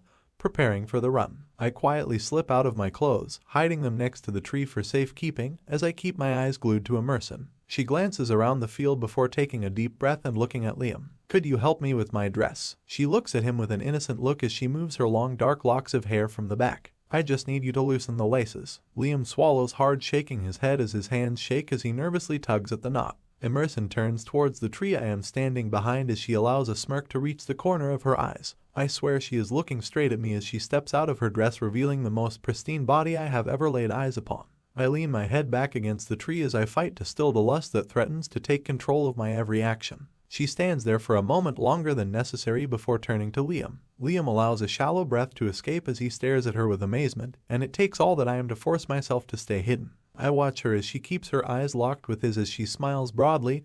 Don't be bashful, now. His mouth gaps open as she turns to begin running. Hey, wait for me. He throws his clothes down as he takes off behind her. I wait until I know they are far enough away before stepping from the shadows with a maniacal grin planted on my face. I glance around to be sure no one is looking before scooping the remnants of his clothing from the ground and running towards the pond. Tossing them as far as I can't help but laugh at Emerson's sense of irony. Liam Maxwell has no idea that he has bitten off more than he can chew. But as I run to join the rest of the pack, I can't help but envy the asshole. Because right now he has everything I could ever want in his grasp and he doesn't even realize it. Because right now I would give anything to be running through the night with the girl that he is destined to call his own. Chapter 10. Emerson's POV. A cool breeze washes over my exposed body, welcoming me, beckoning to me. I revel in the power coursing through my veins as I allow my wolf to take control. She is the part of me that does not need permission to be wild. She is the freedom I long for. She is the power I hide from others for fear of being too much. She is the best version of me, and tonight is her time to shine.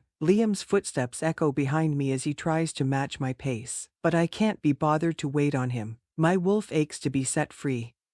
And I won't deny her. I hear my father's howl, signaling that it is time. I push myself harder before leaping into the air. I relinquish control to my wolf, allowing her to take her true form. The pain is nearly unbearable as my bones shift into their rightful place, but the ache subsides as the euphoria envelopes me. The tingling prickle of my fur breaking through my skin invigorates me. Intuition replaces my human emotions, and I am no longer shackled by the weight of my responsibilities. Instead, I am simply a creature aching for the thrill of the run. My paws kiss the earth with the lightness of a feather as they grace the cool, moist leaves beneath me. My silver fur glistens around me in the iridescent light of the moon, giving me the appearance of a spirit wolf. My perfectly arched ears hear the faintest sounds that surround us. I am torn between running at my full potential and staying frozen in place. I know that this is the most pristine moments of a wolf's existence. I pause, allowing myself to take in a slow, deep breath as my eyes scan the forest surrounding me. I want to remember this moment for a lifetime, the freedom and the true sense of self. I want to carry this memory with me for the rest of my days. But just as quickly as the serene peace had came, it left as I sensed the presence of another. Liam's scent fills the night air as a large mahogany-colored wolf appears through the brush. His honey-colored eyes grow wide as he sees me in my true form for the first time.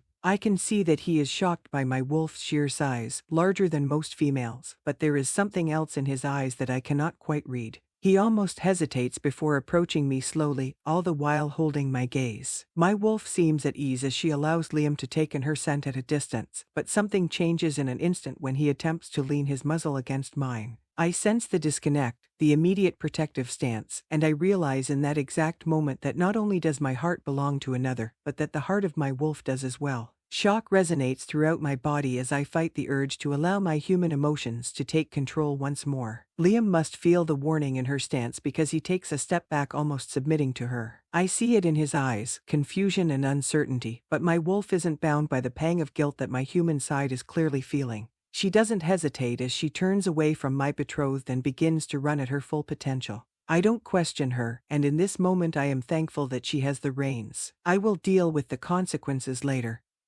But for now she is allowing me to have the freedom that I so desperately need. I feel the pull of my pack and know that she is leading us to our safe place, our home. She is protecting me in her own way, and for that I am grateful to the piece of my soul that completes me. She navigates the forest floor without hesitation, avoiding the low-hanging branches and briars. Liam struggles to keep up with my wolf, and I find myself warning her to slow down. He can't sense my pack, and the last thing I want to do is explain how I lost an alpha heir simply because my wolf didn't like him. She reluctantly slightly slows, allowing him to match our pace.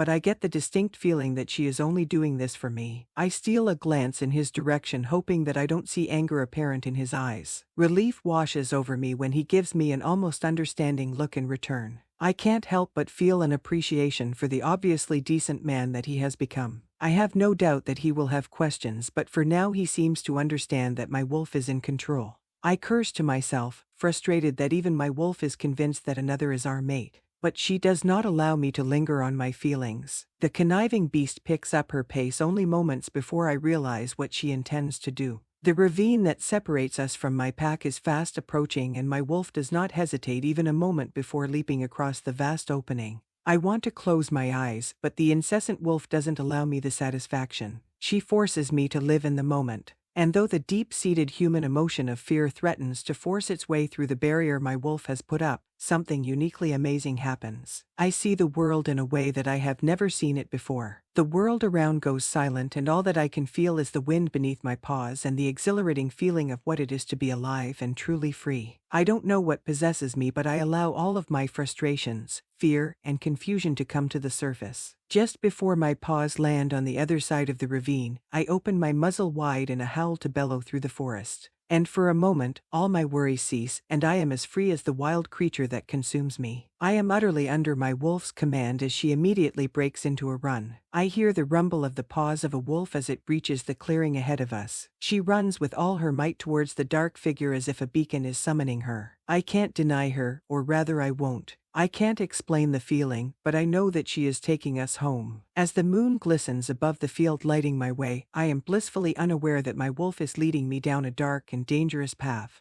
It isn't until I see two emerald eyes staring back at me in the depths of the night that I realize how royally screwed that I am. She was never leading me to the pack, she was taking me to her safe place, her home, her mate. Chapter 11. Liam's POV. I find myself to quite literally be on the outside looking in, as I watch the silver wolf disappear under the cover of darkness. She doesn't even bother to glance back, and I get the distinct impression that Emerson's wolf is not impressed with me. I almost envy Emerson for allowing her wolf to take so much control, but I also find myself in a predicament that I am unsure how to navigate. I am left staring into a gaping abyss that spans a distance that I am certain I am not willing to risk falling into depths. I am reckless, but not a fool. My wolf grumbles from within, wounded that I don't trust him enough to chance both of our lives. I ignore him. While Emerson allows her wolf to lead her, I must always remain in control. My father taught me from a young age that while our wolf is powerful, it should never have full control. So, I do understand better than most how stubborn your wolf can be. But I also know that your wolf feeds on what your human emotions are feeling, and that is what concerns me. I try to tell myself that I am overthinking it, but I am becoming blatantly aware that Emerson is more complex than I had hoped for. While most girls long to become a Luna of a pack, she didn't seem to be intrigued by the notion.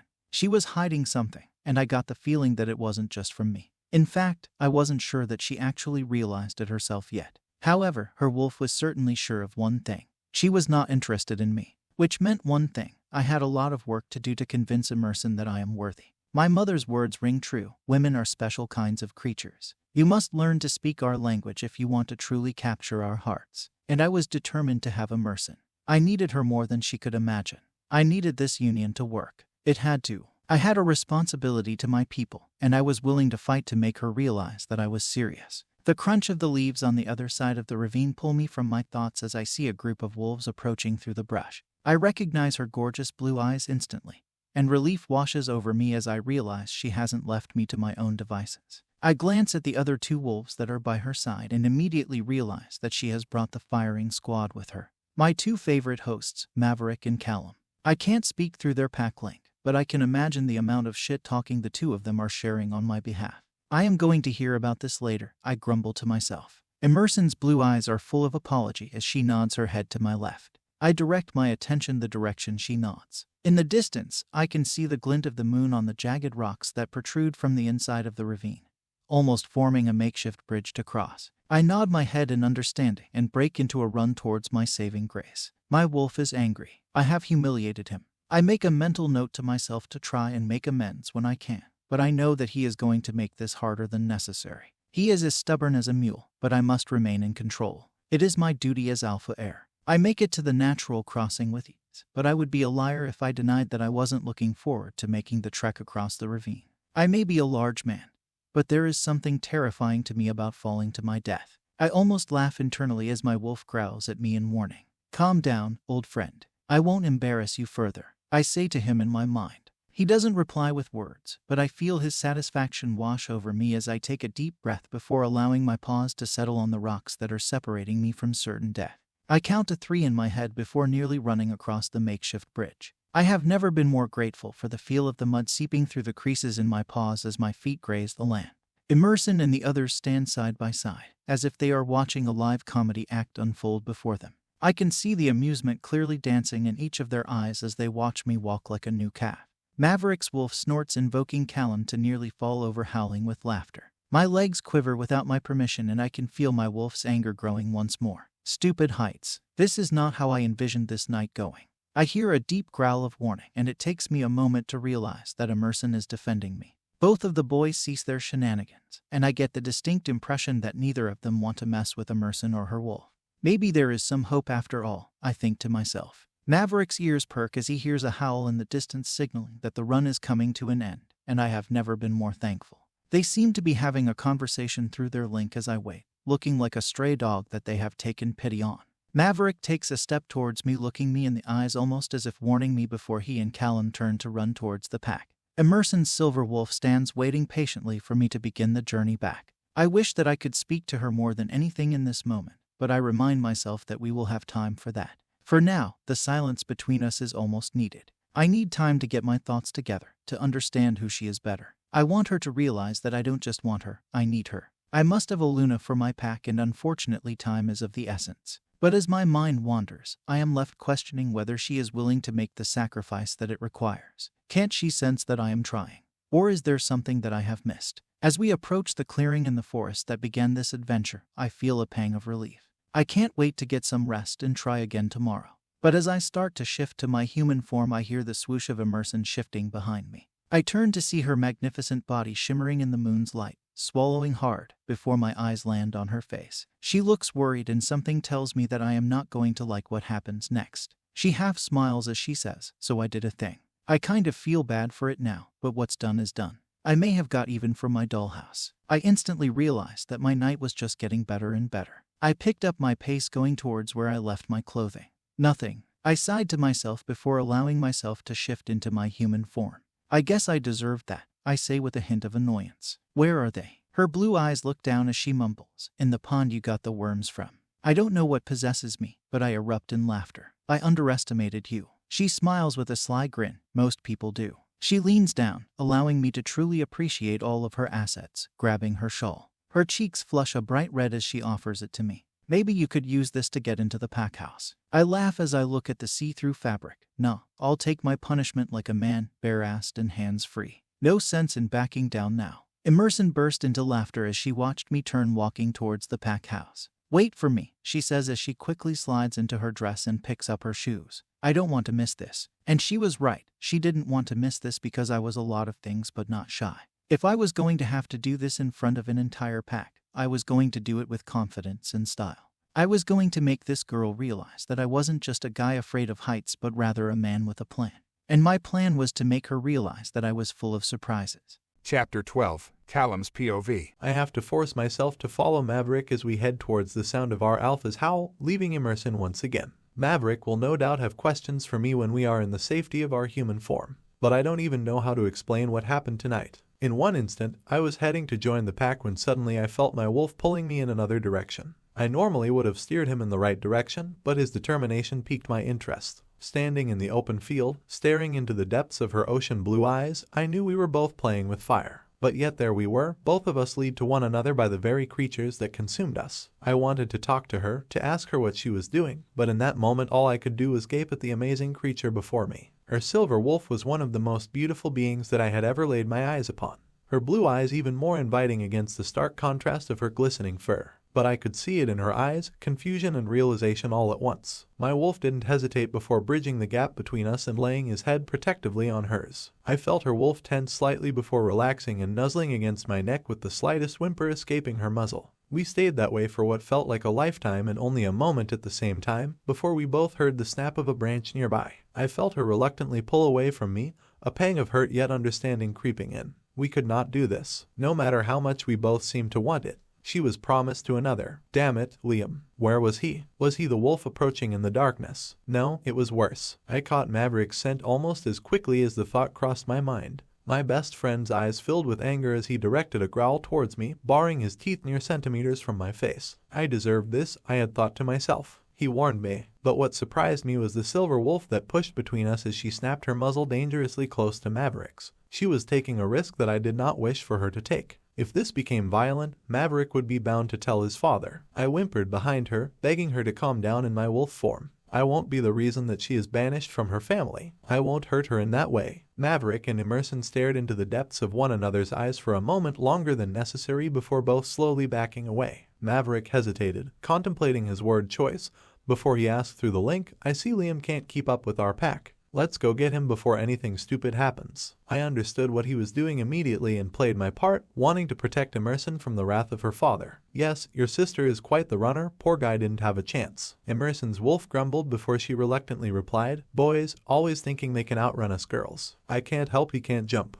I almost laughed as I realized where she had left him, but I think better of it. Maverick growled at Emerson once more before turning towards the ravine. Lead the way, princess. Maverick and I both know that she despises that nickname, so it didn't surprise me that he had used it to annoy her. But she didn't bother to respond as she began running towards the opening in our land. When we arrived, we found the alpha heir to quite literally look like a little lost puppy dog pacing the other side of the deep ravine. I couldn't help but feel a bit of pride for Emerson's antics. She was a firecracker for certain, and Liam did not know how much worse she could be. Emerson showed him the pup crossing, and I would be a liar if I said that I didn't find immense joy in watching him nearly crawl across the rocks. We played our part through the mind link, putting on a stellar performance for the pack members that were sure to hear our conversation, laughing when Liam nearly collapsed on the muddy patch of dirt that graced his paws. But I got the distinct impression that Maverick was only covering for us for now, and that we were both going to regret this later. As we left Emerson and Liam in the forest, I wanted nothing more than to go back to that magical moment with just her and I wanted to live in that moment for a lifetime, but I knew that was not an option. We approached the pack house in record time. Maverick and I shifted almost simultaneously as we approached where we had left our clothes. I had doubled back earlier and put mine where I knew Maverick always shifted.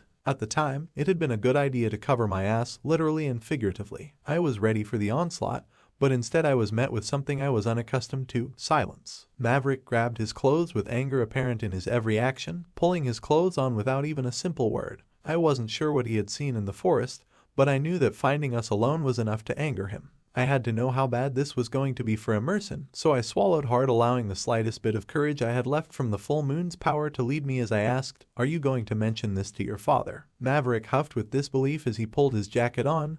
What shall I tell him? That my best friend and my sister both are fools, or that my future beta literally disobeyed an order to stay away from her. Maverick, it wasn't like that. I try to reason with him. We didn't plan what happened. I barely see him move, but in an instant, he has his hands around my shirt and is nearly lifting me off the ground as he growls, really, because that is exactly what it looked like. You are going to hurt her, Callum. She must marry Liam. And this before she gets hurt worse. I pause, knowing that if I say the wrong thing he will lose it. I know, I will try. His grip tightens. Don't just try, do it. She cannot be in love with you when she is meant to marry someone else. I shake my head, knowing that he is right. I must end whatever this is, but I would be a liar if I said that I knew how to stop it.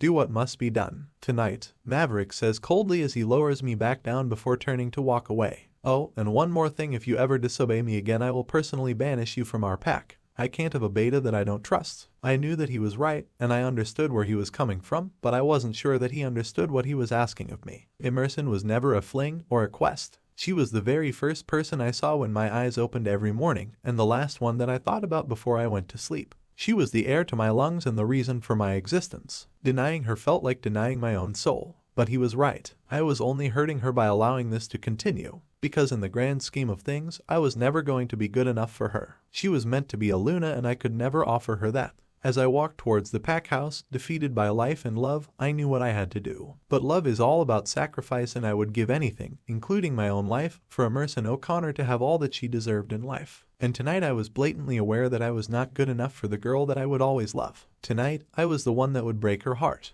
Chapter 13. Emerson's POV. As I shut the door on my room, I burst into laughter as flashes of a stark white ass dancing through the corridors flood my memory. Liam Maxwell may be more than a pretty face.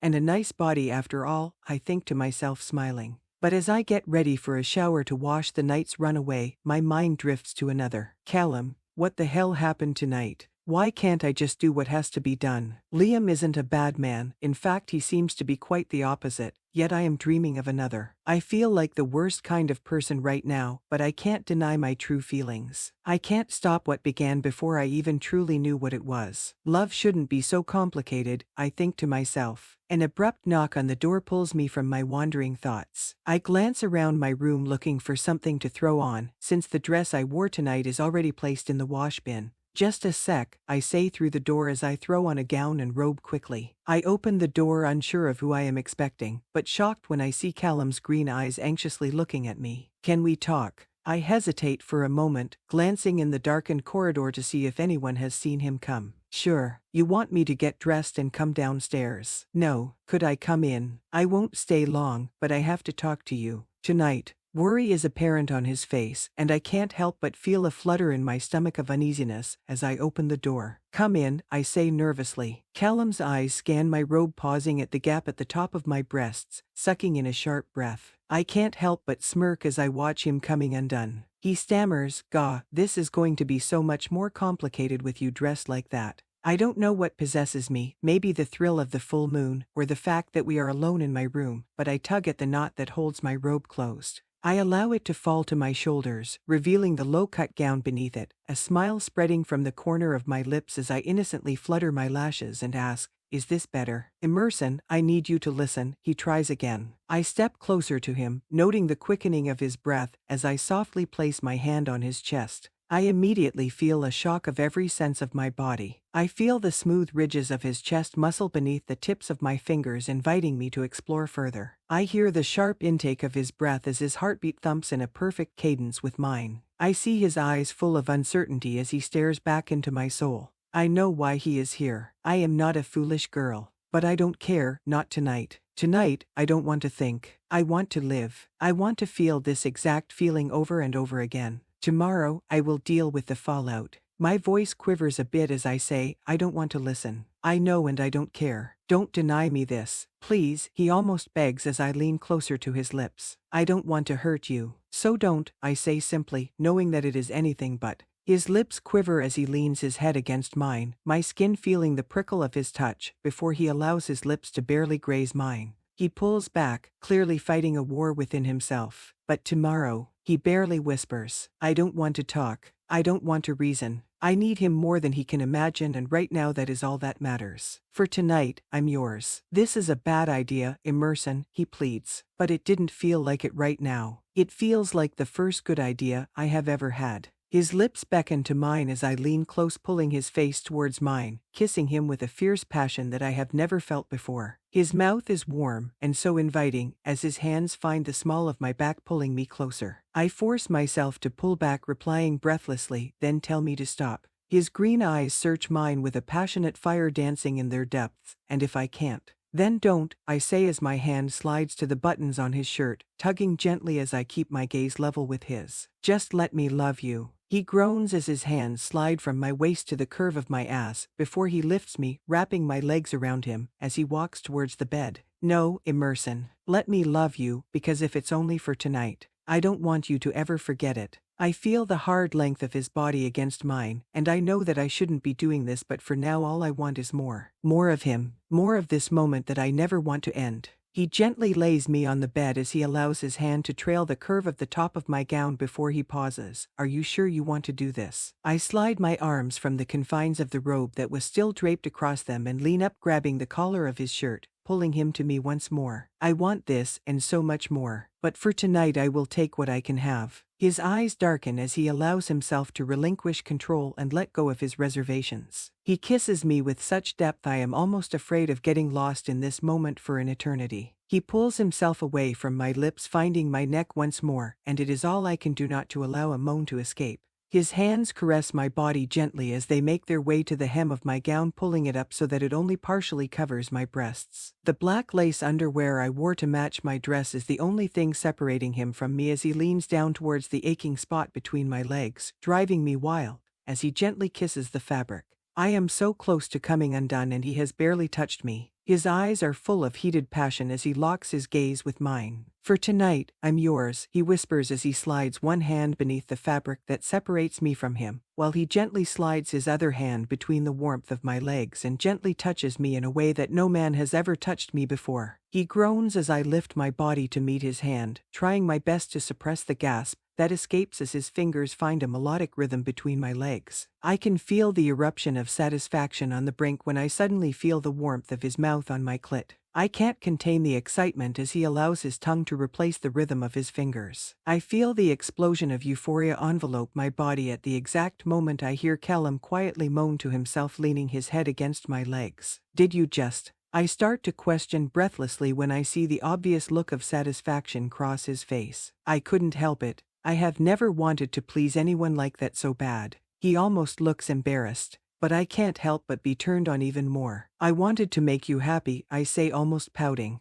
He laughs as he sits on the bed, pulling my naked body on top of him. I am happy. You know what I meant, I say, blushing. He grins as he takes his fingers and twists a fallen curl between his grasp. That wasn't enough for you, he questions. My body still feels the remnants of the orgasm that he gave me, but I am afraid to say what I am thinking. I want it all, I want everything, because this can't happen again. Because tomorrow, we must pretend that this never happened. Because I want him to be my first. He hesitates for a moment before he leans in, kissing me again. Emerson, I don't want to take what you cannot get back. I smile at him as I lean my head against his, but what if that is what I want? Sadness pulls at the corners of his eyes as he eyes me with a deliberate look. I won't hurt you any more than I already have. You know that we can't. I know he is right. I feel it in my bones, but that doesn't lessen the ache of needing him any more than I do. I shake my head, reluctantly agreeing. Will you stay with me until I fall asleep? I ask bashfully. The same deep-seated sadness I saw a moment before lingers, but he smiles at me as he leans me down on the bed, pulling the covers back and placing me under their warmth. Of course, I will. Tonight, I'm yours. We both knew that we were denying our truth. Tomorrow would hold heartbreaks and unimaginable loss, but tonight we had one another. And for tonight, that is all that matters. Chapter 14. Emerson's POV.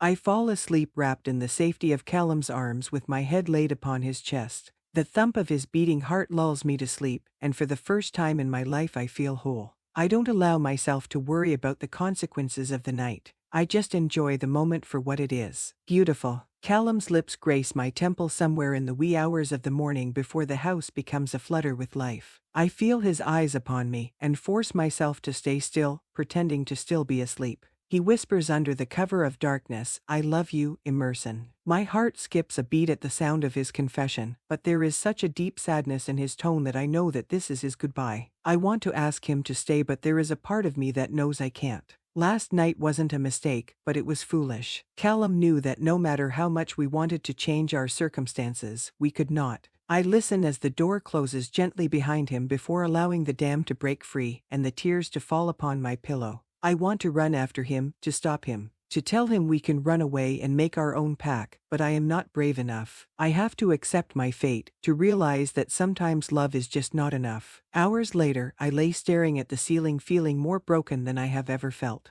The sound of my door opening startles me back to reality when I see my mother's worried face. You missed breakfast, young lady. She begins to fuss before seeing my tear-streaked cheeks and stopping her berating. Emerson, what's wrong? Nothing, I lie to my mother again. She sits on the edge of my bed, gently laying her hand on my leg. That doesn't look like nothing. Tell me what is bothering you, my sweet child. Is it Liam? I think quickly before replying with a half-truth. I am just not sure I am ready for this yet. Oh, my darling Emerson, you have time, she says, brushing my hair from my face. Liam will wait until you are ready. But I knew deep down that I would never be ready. You can't be certain of that. She smiles as her face lights with determination. I am certain that Elijah Maxwell is not retiring anytime soon. Liam does not need to rush into the mating ceremony unless he plans to ascend. I knew she was right, but it didn't matter. I was just searching for a reason to explain the tears that streaked my face. It worked. She was now content that she had eased my fears. Go ahead and take a shower. I'll cover for you with our guests for this morning.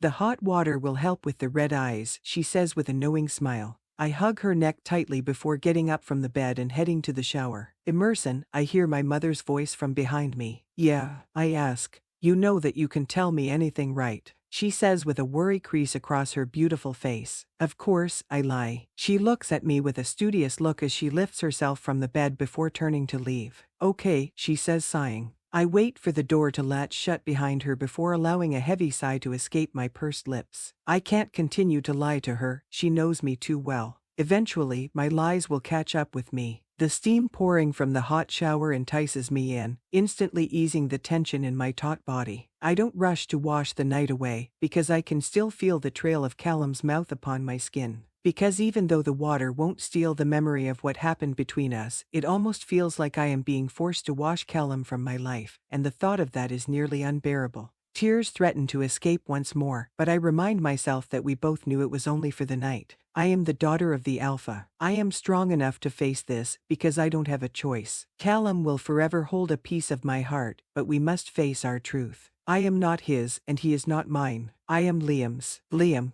Guilt nips at me as I think of my future husband. Any other girl would be begging for this opportunity, yet I was trying to find a way to escape it. It wasn't that Liam was a bad man or unworthy of me, instead it was that I was unworthy of him. I had not hesitated to betray him last night. I only wanted Callum, and never considered who I would hurt in the process. The warmth of the water begins to wane, and I realize that I have taken longer than I intended. I shut the faucet off and grab the plush towel, wrapping myself in its warmth for a moment before beginning to dry off. This day wasn't off to the best of starts, and I wished more than anything that I could climb back in the comfort of my bed. But life doesn't wait until you're ready to move on, it just keeps going. I force myself to put concealer under my eyes, hoping that it will lessen the blotches that tell my truth. In a matter of minutes, I have a full face of makeup on and am looking for something to wear. I find a pair of leggings, my go-to comfort clothes, and a silver cashmere sweater. I look through my closet for my flat black slippers, relief washing over me as I see them tucked behind my boots. I look at the mirror for once over before opening the door to face the music. I almost yelp when I see two hazel eyes looking back at me as the door opens. My heart drops as I instantly recognize who it is. Liam, I nearly gasp. You scared me. His eyes light with amusement as he responds with a grin. Do I look that bad this morning? I couldn't help but to smile back at him as I reply, no, not at all. You don't look too bad yourself, he says, catching my gaze with a brilliant smile that reaches the tips of his eyes. My cheeks flush red at his compliment. I step out of the door, pulling it tight behind me, before turning to realize that I have gotten dangerously close to the handsome alpha heir. He doesn't bother to step back, instead he leans his head closer before nearly whispering, if you wanted to get closer all you had to do was ask. I roll my eyes before allowing a laugh to escape. I'll keep that in mind. How was your walk of shame? Liam's smile broadens as he replies effortlessly, shame. More like game. I believe I gave a performance worthy of an Emmy nomination. Oh, do you? I say with a half smile. I think it would have been a definite winner for a funniest home video show, but the acting was subpar for sure. Liam feigns hurt as he inserts an imaginary knife into his heart. Well, I will be sure to work on that next time. So, I say with genuine curiosity playing in my tone. Why were you lurking at my door like some stalker? His carefree laugh is almost contagious as he answers, because your mother suggested that you show me around the Pax land. Maybe this time we could avoid the ravine. I cast my eyes away from his quickly, not wanting to think about last night. I am really sorry, Liam. I don't know what came over me. I do, he says with an understanding look that makes the guilt even worse. You do? I ask with my nerves suddenly on edge. He pauses as if he is considering his words carefully. Your wolf doesn't care for me. It's okay, I get it. She doesn't know me yet. But she will. I can't help but to look at him with an awestruck look as I reply, and how are you so certain of that? Because Emerson O'Connor, I am a pretty amazing guy once you get to know me. You just have to open your eyes and look. I couldn't help but to allow my eyes to trail his perfectly shaped face, noting the way his eyes seemed to hold a depth that I hadn't quite seen before. He doesn't allow me the pleasure of exploring them any further as he steps around me and begins walking towards the staircase. Hey, where are you going? I ask, almost disappointed. He glances over his shoulder as he replies, well, we can't have you showing me your kingdom on an empty stomach, now can we? I turn, picking up my pace to catch up, but you have already ate. He smiles at me as he replies innocently, no, I didn't. I wanted to wait on you. I have us both plates made and waiting. I couldn't help but smile back as I realized that he had refused to eat without me. That's very sweet of you. Stick with me and you will realize I am full of surprises, he says as he walks ahead of me. And as I watched him scaling the steps, I couldn't help but to agree. I knew that today was going to have its own twists and turns, but somehow I realized that Liam was going to make this better. Because though a part of me was desperately missing Callum, Liam had a way of making me realize that maybe, just maybe, there was more to him than met the eye. Chapter 15. Liam's POV. The last time I was at the Crimson Night Pack House, I was a child, still blissfully unaware of how life was going to truly be. Since then, I had matured into a man with responsibilities and expectations weighing me down at every corner. I had learned that life was just a series of choices and consequences. Last night was a consequence of my past actions, but it only fueled me with determination to make Emerson see I wasn't here to simply play games anymore. Although I still knew how to have fun and was completely willing to do whatever it took to make her smile, I needed her to understand that time was of the essence. I knew she was younger than most mated pairs. She seemed to have an old soul, something that I couldn't help but to admire. I pull her chair out for her, allowing her to sit, before sliding in the seat across from her. Did you sleep well? I see a flash of panic cross her face, and I worry that I have asked the wrong question. But she answers quickly, maybe too quickly, like a baby. And you? I push the thought aside, unsure of what leads me to feel a pang of suspicion before I reply. I slept well. I dreamed I was standing naked in front of an entire group of unsuspecting pack members. Oh, wait, nope, that was reality. Her blue eyes light with amusement as she jabs back. Well, maybe you shouldn't have messed with my favorite dollhouse. Noted, I say, laughing aloud. Do you still have that old thing? She almost glares at me as she responds. No, apparently the worms liked it so much they made it their new home. My father moved it to the pond, and we made the worms their own castle. I suppress a snort of laughter as a sly grin spread across my face. So, you're telling me that I gave those sweet creatures a new abode, and you resent me for that? She laughs as she replies, yes. Yes, I do. Well, I will have to do my very best to make it up to you then, I say, instantly forming a plan in my head. Emerson's eyes search mine with uncertainty, as she states, I must warn you, I am hard to impress. I had no doubts, but she was underestimating me. Good, there is nothing I love more than a challenge. A vivid smile spreads across her face as she arches a brow playfully. You are certainly confident. You have no idea, I state honestly, keeping my gaze locked with hers as I hope she picks up my not-so-subtle hint. I watch her swallow hard as she nervously laughs before picking her fork up and changing the subject. The food is delicious. I didn't realize how hungry I was. Disappointment rears its head as I smile to myself. She may not be ready to take the bait yet, but if I have my way, it won't be long. Everything about her is intoxicating. Her scent, her body, her hair, and those eyes. She doesn't realize it yet, but she is mine, and I have never wanted to claim a woman more in my life. My eyes must linger on her longer than I meant for them to, because she nervously fidgets with a stray curl that lays upon her cheek. Do I have something on my face? Laughter escapes my pursed lips as I answer slyly. No, I was just thinking how beautiful you are. Her cheeks flush with a vibrant red tint at my compliment as she bashfully replies, thank you. She puts her hand back down anxiously before she asks, what would you like to see today? I swallow hard as the image of her naked body standing before me last night flashes into the forefront of my mind. I definitely had some ideas about what I would like to see, but I knew that wasn't what she meant.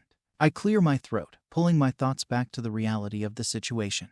I want to see the pack through your eyes, I say with a grin, knowing I have chosen the right words. She studies me for a moment as she smiles and says, be careful what you ask for. My stomach drops as I realize she is going to do her best to torment me. I hesitate, knowing I may eat these words before replying. Hit me with your best shot. A grin reaches her eyes as she answers, if you say so. As we finish eating, I stand, picking up our plates and taking them towards the kitchen. I can feel Emerson's eyes on me as she asks, are you always such a gentleman? My mother taught me well, I say honestly. Emerson smiles with admiration as she replies, well, she has done an amazing job. I don't mind taking that to the kitchen. I know, but I hope that this gets me in your good graces, and you realize I am not the same boy that tormented you our last visit. I grin at her with a coy smile as I turn to walk towards the clanking sound of dishes being washed in the kitchen. Besides, your mother asked that we come see her before we head out. Emerson's eyes light with a playful smile as she follows. You are making it harder to want to torture you when you keep apologizing. A sly smile reaches the tips of my lips. Then my master plan is working. Don't count on it. Her eyes dance with joy as she winks at me before planting a broad grin on her face and walking into the kitchen. Mother, you requested my presence. Luna O'Connor and my mother are standing by the sink washing the morning's dishes, chuckling over something that Emerson and I were not privy to hear. What's so funny? I ask. They exchange a bemused look before my mother answers. Nothing you want to hear about, son. We were just reminiscing about memories of the past. It makes me happy to see my mother smiling. It's rare that she can truly open up and enjoy herself, a fact that I resent my father for. My wolf growls from within, reminding me that he too loads the man. I push the thoughts down into the box I am forced to keep them in, steadying the tremble of my hand. Emerson must see my subtle reaction, and a glint of suspicion plays across her flawless face. I chastise myself for allowing my emotions to get the better of me, before flashing her a reassuring smile. Well, we are about to head out. Luna, you requested we speak to you first. I change the subject flawlessly. She smiles back at me effortlessly as she says, I just wanted to be certain that you kept your clothes on. I nearly choked on the laughter that escaped my lips at her mother's brazen words as Emerson shrieks, Mother. I am nearly doubled over in laughter as I reply, Yes, ma'am. Emerson's shocked expression only further amuses me, and I can't suppress the guffaw that bursts from my lips. Her mother's expression goes from stern to realization as she bursts into laughter as well. I didn't mean it like that. I only meant we don't want to repeat last night's show. Her cheeks are flushed as she tries to backtrack her last statement. My mother is hysterically laughing by this point, wiping the tears of joy from her cheeks as she holds her stomach from the strain. Lauren, stop talking. She pleads through the laughter. Emerson is clearly still in shock as she replies, Okay, if that's all. We are leaving now. She shakes her head as she walks away from the pair. They hold their laughter in until we leave the room, but as soon as we grace the hallway, they burst into another fit. I watch as Emerson bolts towards the front door and can't help myself as I reply, Well, that takes that off the list. She glares at me over her shoulder, Well darn. So, you enjoyed my performance. I jab back. Good to know. If she wasn't going to torment me before, she sure was now. But it was worth it to see the look on her face as she replied, You, my friend, are going to regret ever coming here. Oh, am I say, beaming brilliantly. And if the look she gave me was any inkling of what the day had in store for us, it was going to be glorious. Chapter 16. Emerson's POV. For a moment, I had felt bad for the array of torment that I planned to rain down on Liam, but as his smart-ass mouth kept talking, the feeling lessened. I don't know what compelled me to consider the option, but I realized that while I could not deny our union, Liam could.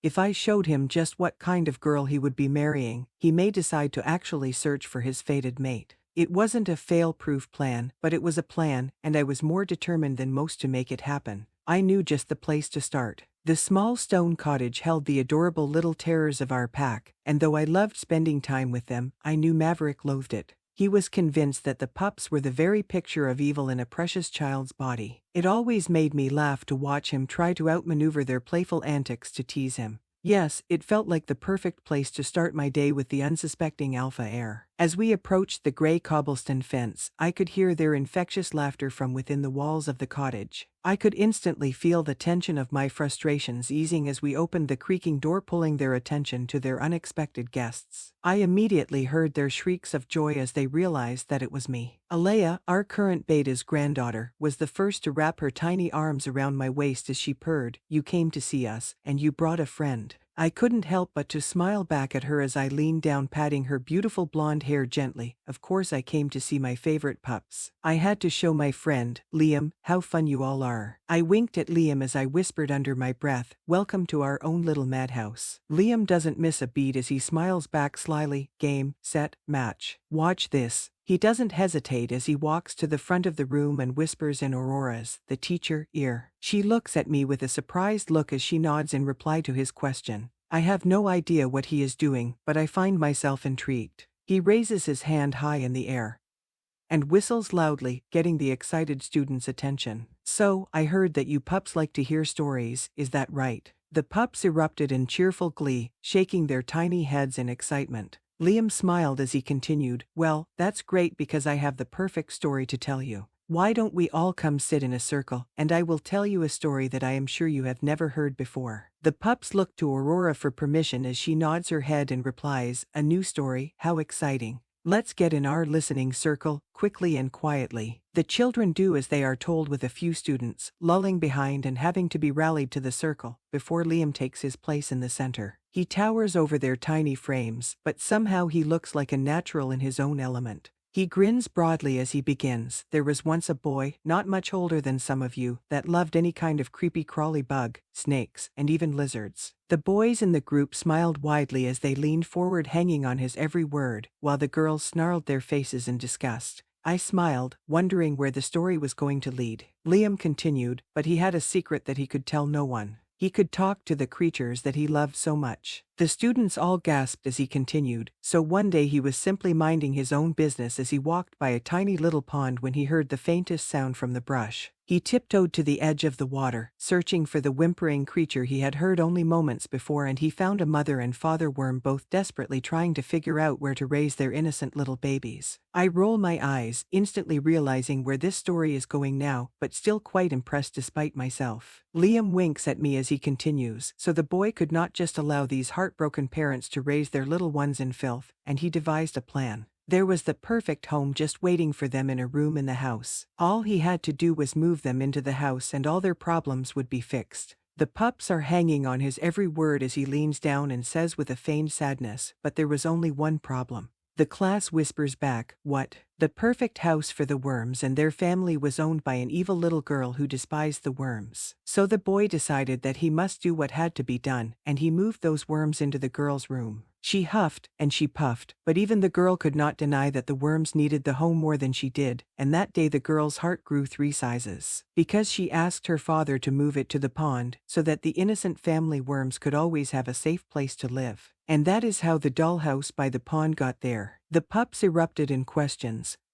but Liam simply raised his hand, smiling as he said, "Raise your hands, one at a time, and I will answer your questions." Tiny hands shot up around the room as Liam chose a little girl with bouncing pigtails and ribbons tied in her hair. She smiled with a toothless grin as she asked, "How do you know this story?" Liam grins as he leans down, putting his finger to his lips as he mocks a shushing signal, and whispers, "Because I am a storykeeper." Another hand shot up instantly. "What is a storykeeper?" Liam grins as he replies back, "We are the ones that keep the history of our packs alive by keeping the stories right here." He gently pats his chest above his heart, smiling at the students. "You should always keep your stories there because one day you will be telling your pups how the dollhouse made its way to the pond." Aurora looks at me from the corner of her eye as she whispers, "I think you may have hit the lottery with him." I smile back at her, but inside I groan because though I thought this was going to go one way, it completely went another. I reply simply, "It does seem that way, doesn't it?" We stayed for a bit longer as he continued to play with the pups, before we made our way to the door with the reluctant students pleading with us to stay. I was about to tell them that I would come visit them next week, when Liam spoke up and promised them to visit before he left. I couldn't help but to adore him in that moment. I had literally threw him to the wolves, and he had only come back stronger. I laughed as the door closed tightly behind us. "You didn't have to come back before you leave. I visit them weekly. I could have covered for you." Liam smiles with a genuine kindness in his tone. "I know, but those pups are the future of our packs, and that means they deserve my time.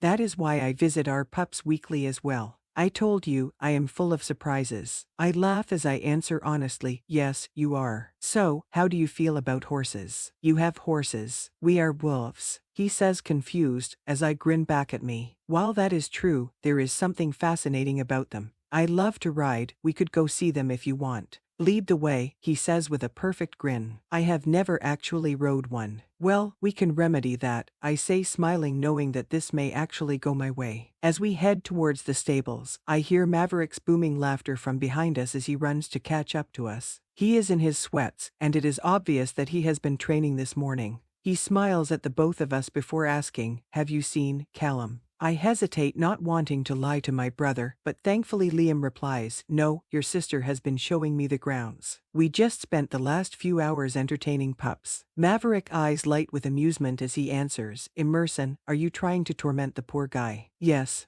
I am," I think to myself. But instead I laugh and say, "Maverick, apparently not everyone loathes spending times with our little treasures." He laughs as he smacks Liam's shoulder. "Well played." Liam grins as I walk ahead towards the stables, allowing them to talk for a moment while I get the horses ready. I hear them before I even see them. My gut turns in knots as I turn the corner of the stable door, knowing that I am about to find something that is sure to break my heart. I am not wrong. Callie has him pushed against a post as she runs her hands down his body, seductively kissing a trail down his chest as she makes her way towards his zipper. I want to scream. I want to rip her perfectly placed head from her shoulders, but something inside me snaps me back to reality. My wolf is going irate with anger. He wanted me to see him, and in that moment I realized that Callum Murphy was a coward. Chapter 17. Callum. When I left her room this morning, I was sure of two things. One, this could not happen again no matter how enticing it was, and two, I will never love another woman the way that I love her. Everything about last night was perfect except for one glaring thing. Instead of doing what I should have done and ending whatever was between us, it felt like I had only kindled the flame more. Desperation flooded my mind as I searched for a way to put distance between the blue-eyed vixen and myself. When I decided to give Callie,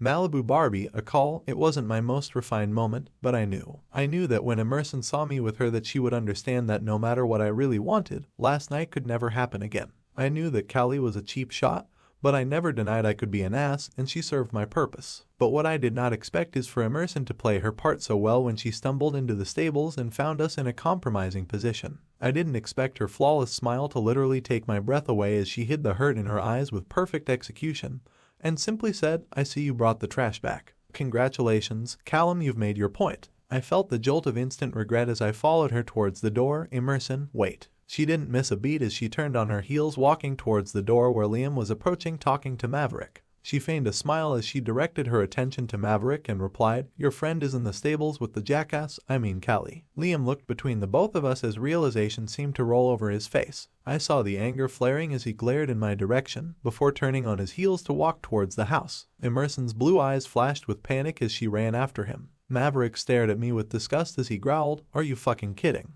What the hell is wrong with you?" "I did what I had to do," I replied with anger seeping from my every word. "No, Callum, you didn't. You just did exactly what I asked you not to." Maverick shook his head in disbelief. "You broke her and you did it in front of Liam. I expect him to beat me to a pulp, but instead he turns running towards his sister and Liam, leaving me to deal with the fallout." I hear a small voice from behind me as Callie whispers, "You were using me." Damn it. I am a fucking poster boy of failures as I answer coldly, "I did what I had to do." Callie laughs with a sadness that I didn't know she possessed as she replies, "No, Callum, you just showed you are a coward. I am not stupid. You have been in love with her for as long as I can remember, and yet you didn't give her the decency to tell her like a man. Emerson may think it's me that is the trash, but we both know that you are. Don't call me again." She turns stomping towards the forest before I see her shift into her wolf form and run with her full potential towards the clearing. Her words sting because I know they are true. I should have done it last night, but instead I pulled Emerson further into the den of stupidity. I wish more than anything that I could undo the last few minutes. But if I am honest with myself, I know that I would still find a way to screw it up. Maverick and Callie are right. I knew that Liam would see, and yet I didn't care. That wasn't love, that was outright selfishness. Because if I was being honest with myself, then I would tell the truth. If I couldn't have her, I damn sure didn't want someone else to. But I underestimate Emerson and the pull that she has on men, because as I turn to walk towards the forest wanting nothing more than to escape like the coward I am, I hear something behind me. I turn to face the music, instantly smelling Liam's scent as his fist connects with my chin, knocking me back on my ass. I deserved it and don't even bother to get up as he leans down and continues his assault. His fists rain down on me like hellfire and I take it with little defense, almost hoping he will beat me to death. But I hear Emerson's pleas as she tries to pull him off of me, and I know in that moment that I am the biggest ass that ever lived. Maverick's voice bellows with the authority of an alpha air as he roars, "You are on my territory, stop." Liam pulls himself away from me with my blood staining his hands as he yells, "You are a damn fool." Agreed, I think to myself, but instead I reply defeated, "You don't even know what you are talking about." Liam maniacally laughs as he starts to come towards me again. "I know that you hurt her. That is all that matters to me. You didn't stop this, you idiot." Dread pours into my soul at his last sentence as I say, "I never intended to." "You are a lying piece of shit," Liam spits back at me. "But how about this? You will stay away from her or I will kill you myself. She is mine." Emerson roars from behind us as she says with all the dignity that she can gather, "I am no one's. I am a fucking person who has a right to choose her damn future. You can both go to hell." Liam's face is as shocked as mine is as we both turn to watch her stomp towards the pack house. He gives me a warning look once more, before turning to chase the girl of my dreams as I lay down against the hard gravel, feeling the pain of the sharp, jagged edges against my bruised body. I am a fucking moron. Maverick stands above me for a moment before reaching his hand down to pull me to my feet. He doesn't say anything as he seems to ponder his words. You are my best friend, Callum, but I don't even know who you are right now. I want to say something poignant to defend myself, but there is nothing. You heard him, I am an idiot. Maverick looks at me from the corner of his eye as he turns to slowly walk away. Callum, you are a lot of things but not stupid. You knew. You are the only one who can fix this. I don't know a lot about love, but I know that if I cared about someone as much as you say you do Emerson, that I would do anything for them, including being a man and telling her what she needs to hear. And for the first time in my life I knew that I couldn't blame this on anyone but myself. If I was going to say I loved her, then I needed to act like it. And Emerson O'Connor could not lose everything she loved because of me. I knew what I had to do, and this time I was going to do it right. Chapter 18. Emerson. I don't know what came over me, but I couldn't take it anymore. My heart and mind were being pulled in different directions, but as I watched two nearly grown men tumbling in the gravel, fighting over me, reality had reared its head. They both were treating me like a piece of property that they either owned or thought they deserved the right to own, and that did not settle well with me. While I know that I am still young, I am most definitely not a child. I am being forced to make adult decisions, yet they treat me as if I am a child being torn between bickering parents. My wolf is on edge as well. I feel her anger seeping through my every action. I try to gently calm her in my mind, but she is still unsettled. I need to think, to clear my mind, but more than anything I need someone who will understand and still love me. I need my mother, and I hope beyond reason she will forgive the secret that I have hidden from her. She pulls the oversized cedar door of the Alpha and Luna's chamber open before I even have a chance to knock. The matching color of her eyes are all too knowing as she studies me for a moment, choosing her words carefully. It took you longer than I thought it would, but I knew you would come. I fight the dam of tears that are threatening to break free as I whimper out, Mother, I am so sorry. She looks at me with the undeniable love of a mother as she reaches out, encircling me in the warmth of her arms as she says, Come in, my sweet girl, tell me all about it. Your father is at meetings all day, so it is just us two. She leads me to the lounge in the small sitting area that overlooks the Pack lands. I allow my eyes to focus on the snow-capped mountains in the distance as the tears began to break free. She doesn't say anything as she sits next to me and pulls my head on her lap, gently brushing the curls from my face. She just allows me to gather my thoughts as she begins to hum a lullaby that she often sang to us as children. I lay there, allowing the silence to swallow me whole for what seems like an eternity, before I find the courage to begin. She doesn't interrupt me as the confession of my true feelings pours from lips. I don't lie. I don't deny my truth. I tell her everything. She listens, and never seems to react to the burdens that I am now laying at her feet. When I finish, I say in the smallest voice, I know you are angry with me and I am so sorry for lying to you. The deep blue hue of her eyes dance across my face as a small tear escapes the corner. Emerson, my stubborn and beautiful daughter, I am not angry at you. I told you a mother knows. It only saddens me that you felt you couldn't tell me the truth sooner. Shock resonates throughout my body as I stare at her confused. You knew. Emerson, you aren't that good of an actor, and we are wolves. I could smell Callum's scent all over you this morning. I knew that you would tell me in your own time. I was right, she says with a loving look as she lays her hand on my shoulder softly. Now, the question is, what are you going to do? I sigh, unsure of myself, but certain of others. I suppose I could always be a spinster. My mother laughs as she replies, Emerson, you will not. But you must make a choice. I cry out in frustration. Liam will never forgive me for what I have done. And Callum is not an option. Her eyes soften as she replies, You said that Liam fought Callum, right? Yes, I answer, puzzled where she is going with this. Well, that doesn't sound like a man that is done with you. It sounds like a man who is looking for someone to blame for hurting you. And as far as Callum goes, I love him like a son, but the boy is still very much a child in his thinking. I will not watch you forced into a marriage you do not want, but I will not watch Callum break your heart either. She holds my face steady in her hands. The choice is yours, but I am going to ask you to do something for me. Anything, I reply with certainty that the task she is going to require isn't going to be an easy one. Give Liam a chance. If Callum really loves you like you believe he does, he will wait. If he does not, then you will know for certain, she says with a determination apparent on her face. And what if Liam can't forgive me? I question honestly. Liam is no fool, he has already forgiven you, she says with certainty. How can you be so sure? I ask, perplexed by her assertion. Because a mother knows, she says smiling. And your father is speaking with him now and may have let me know through the mated link. A grin spreads across my face before I truly allow her words to sink in. Wait, father knows. My mother grasps my shoulders as she replies in a soothing tone, he only knows that you and Liam had a disagreement, and that Callum was involved. Liam couldn't find you after you left them and got worried that you would leave. He asked your father to make sure you were okay through the link. Your father knew you were with me. He says to tell you that Liam is desperate to speak with you. I allow a sigh that I didn't realize I was holding in to escape as I look at her bewildered.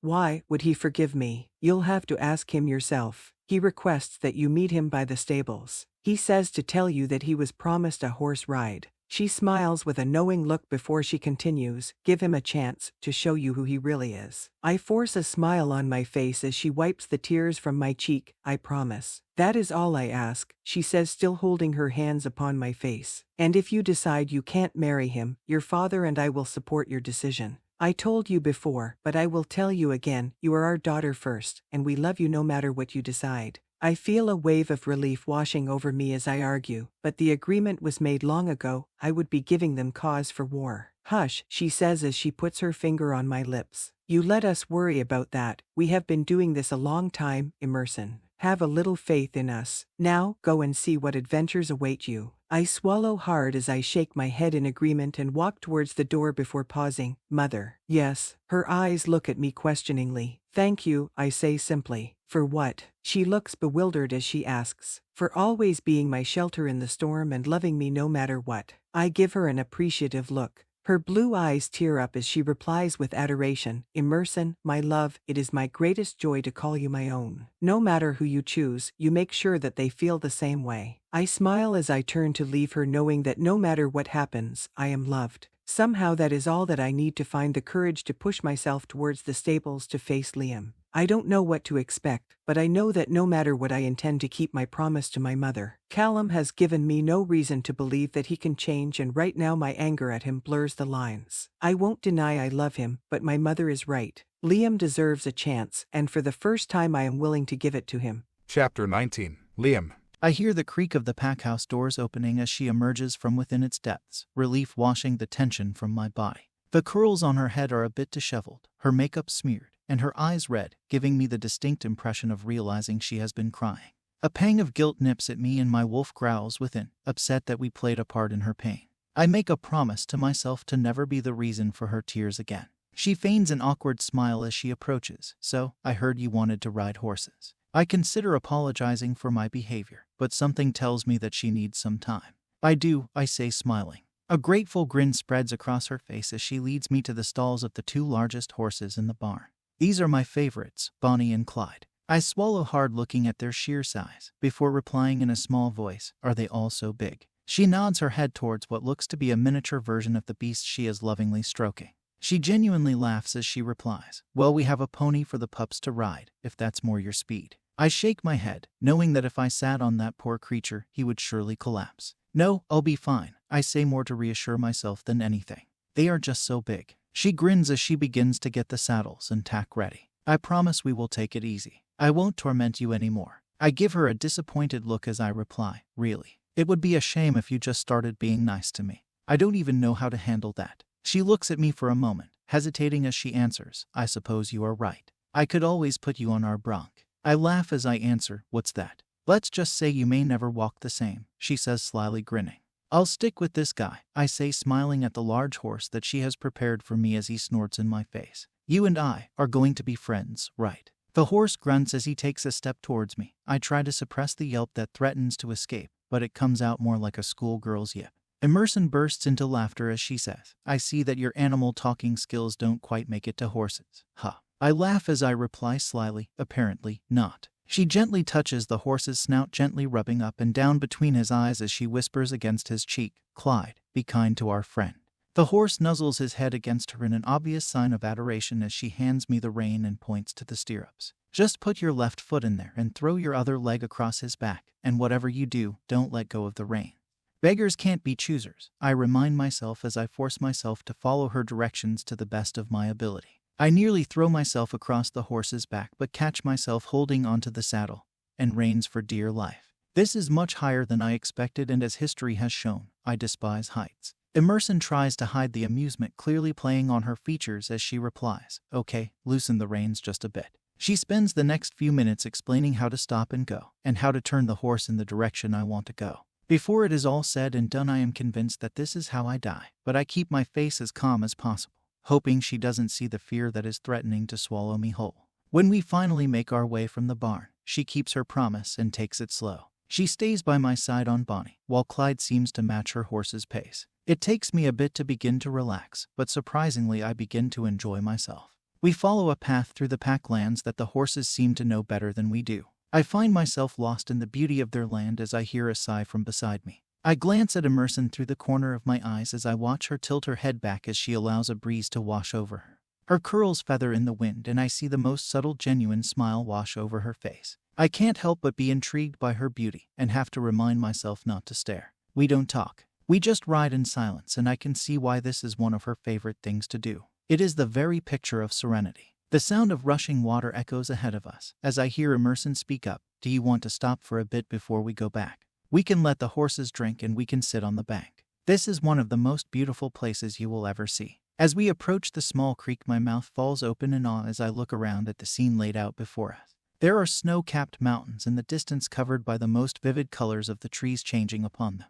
The very essence of change was in the air as she looks to me and says, I told you. I shake my head and whisper, yes, you did, but I am not going to deny I have no idea how to get off this thing. She bursts into laughter as she replies, the same way you got on.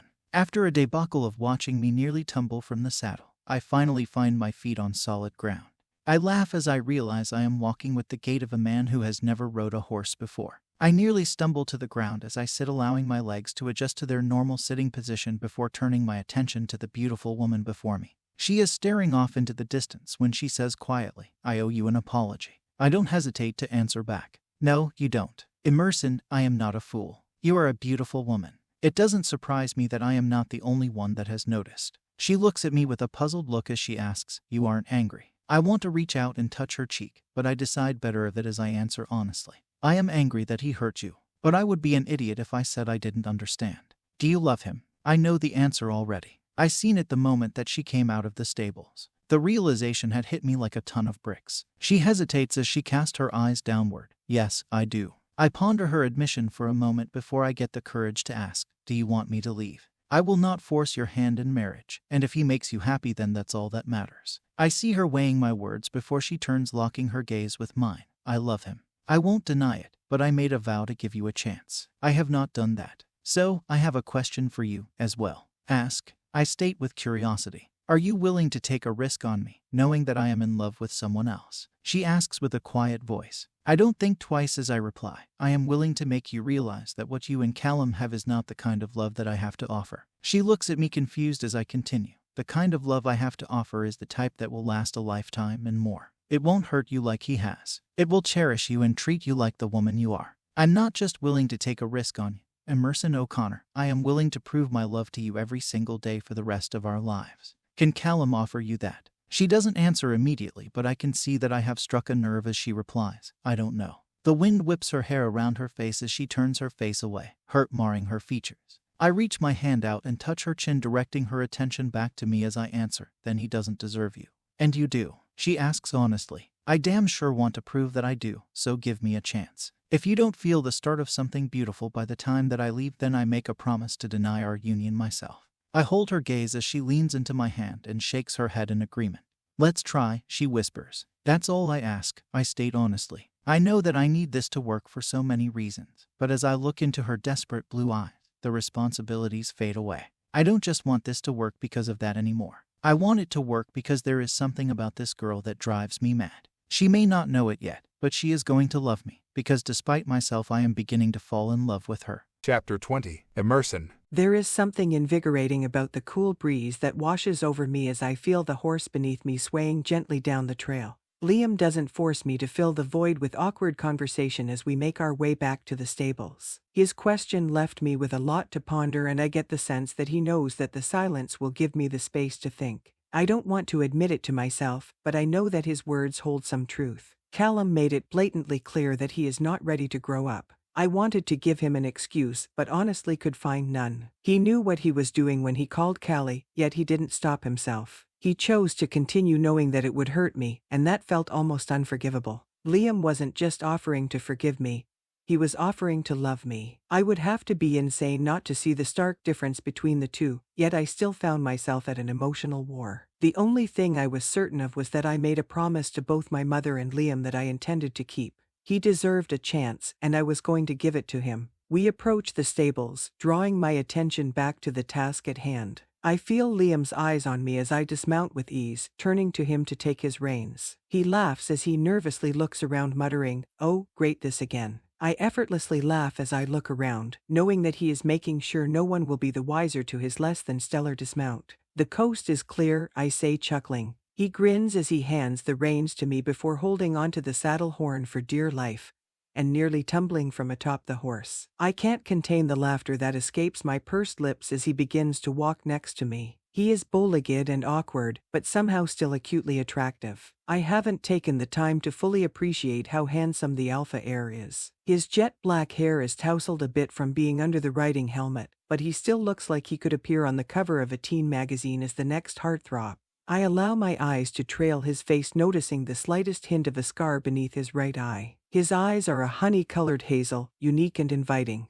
His lips, full and a deep hue of red, call my attention. When he speaks, I almost jump, startled back to reality. "So, I was wondering if you would allow me the pleasure of your company at a private dinner this evening." I know he saw me admiring him by the way he looks at me. I blush, embarrassed that I have been caught before answering, "I would love to." His eyes light with excitement as he responds, "Good. Be ready at 7. Meet me at the gazebo by the pond. It will be cold," I counter as he walks away. "Dress warm," he says, smiling over his shoulder. I can't help but smile back at him as I ask, "Hey, where are you going?" He doesn't stop as he begins to break into a run. It's a surprise. I watch as he leaves me at the stable, still holding the reins of the horses. I guess it's just the three of us then. I take my time brushing the horses and cleaning up from our ride before I make my way towards the pack house to prepare for our evening. As I find myself in my room once again, I am reminded of last night's events. I can still smell his lingering scent upon my sheets, and I instantly feel a pang of regret.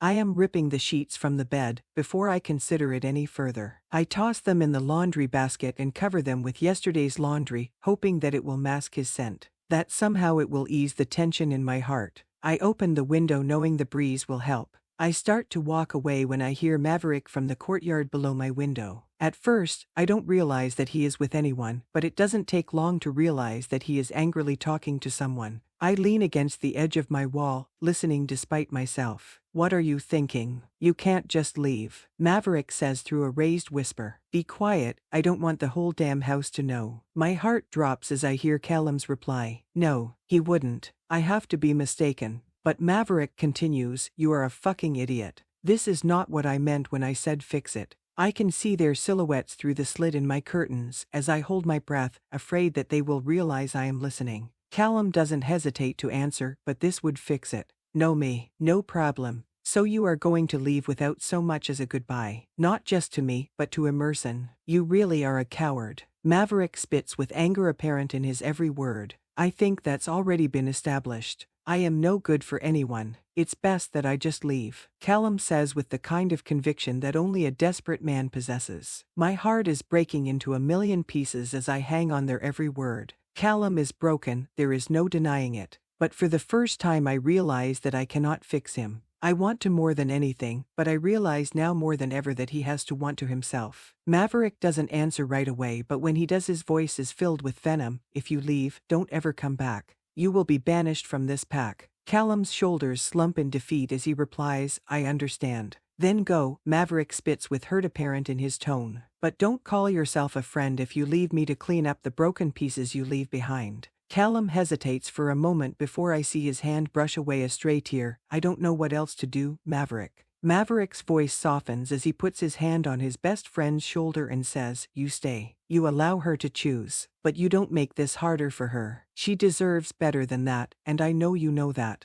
Relief washes over me as I realize Maverick loves Callum like a brother. He wants him to stay, but more than that, he wants him to realize this will break me. Maverick doesn't just love Callum, he loves me. Callum shakes his head in understanding as he leans against the column. "I never meant to hurt her." Maverick laughs mockingly as he answers curtly, "Yes, you did, but a man knows when to admit that." He knows that running is easy but staying, that's the hard part. Grow up, Callum. If you truly love her, then you will give her the right to choose. Maverick is on point with everything he is saying. Callum leans forward, placing his head against his chest as he allows a sigh to escape. You are right. I know, Maverick replies. But you have to decide who you are going to be, a man that fights for who he loves or a boy that runs. The choice is yours and yours alone. He shakes his head as he turns to leave Callum alone in the courtyard. I swallow hard, knowing that he is debating on shattering my very existence, as I hear him whisper, "She deserves better." He grabs his bag and starts to walk away, and it is all I can do to suppress the sob that threatens to erupt from within. When he pauses, he stands on the brink of a life-altering decision. He looks towards my window and I stay as still as possible, praying he doesn't see me. He shakes his head, pacing in a circle, before he turns and forces himself to walk back to the pack house. The breath I am holding comes out in sobs as I slide down the wall. Callum Murphy is a damn fool, but despite myself I still love him. I know that the future holds heartbreaks unimaginable for one of them, but for tonight I am thankful that I do not have to choose. Chapter 21. Emerson. Are you okay? His voice startles me from my thoughts. I realize Liam is staring at me, his honey eyes crinkled in the corner with concern apparent on his features. Yeah, I'm sorry I got distracted, I say as I brush a loose curl from my face. I was standing by the pond, but hadn't made my way to the gazebo just yet. I had stopped wanting to feel the breeze wash my worries away but had gotten lost in the moment, instead. It took all of my strength to force myself to prepare to meet Liam, but I refused to allow Callum's antics to derail me from keeping my word. He stayed, but that didn't change that he was about to leave. He was showing me a side of him that I didn't recognize, and no matter how hard I tried, I was running out of excuses to give him. Liam studies me for a moment before he responds with a smile. Well, let me help with that. Tonight, I want you to forget all your worries and just enjoy yourself. Close your eyes, I have a surprise for you. I look at him and crinkle my nose up. Don't let me fall. Trust me, he whispers close to my ear, sending the slightest shiver down my spine. He grins as he sees me suppress my body's reaction to him being so close before he says, "Now, take my hand." I feel the warmth of his hand grasp mine as a tingle shoots through the tips of his fingers. I expect my wolf to growl from within, but she doesn't react, almost as if she is reserved to see where this leads us. I am uneasy as I feel the gravel beneath my feet and hear the sound of music playing quietly, but his voice reassures me. I know you said that you are hard to impress, but I had to give it a try. Open your eyes and tell me what you think. I open my eyes and gasp as I see the gazebo. He has hung sheer curtains around its edge with twinkling lights attached to them, giving it the appearance of being the starlit sky. In the middle is a table sat for two with candles flickering in the wind.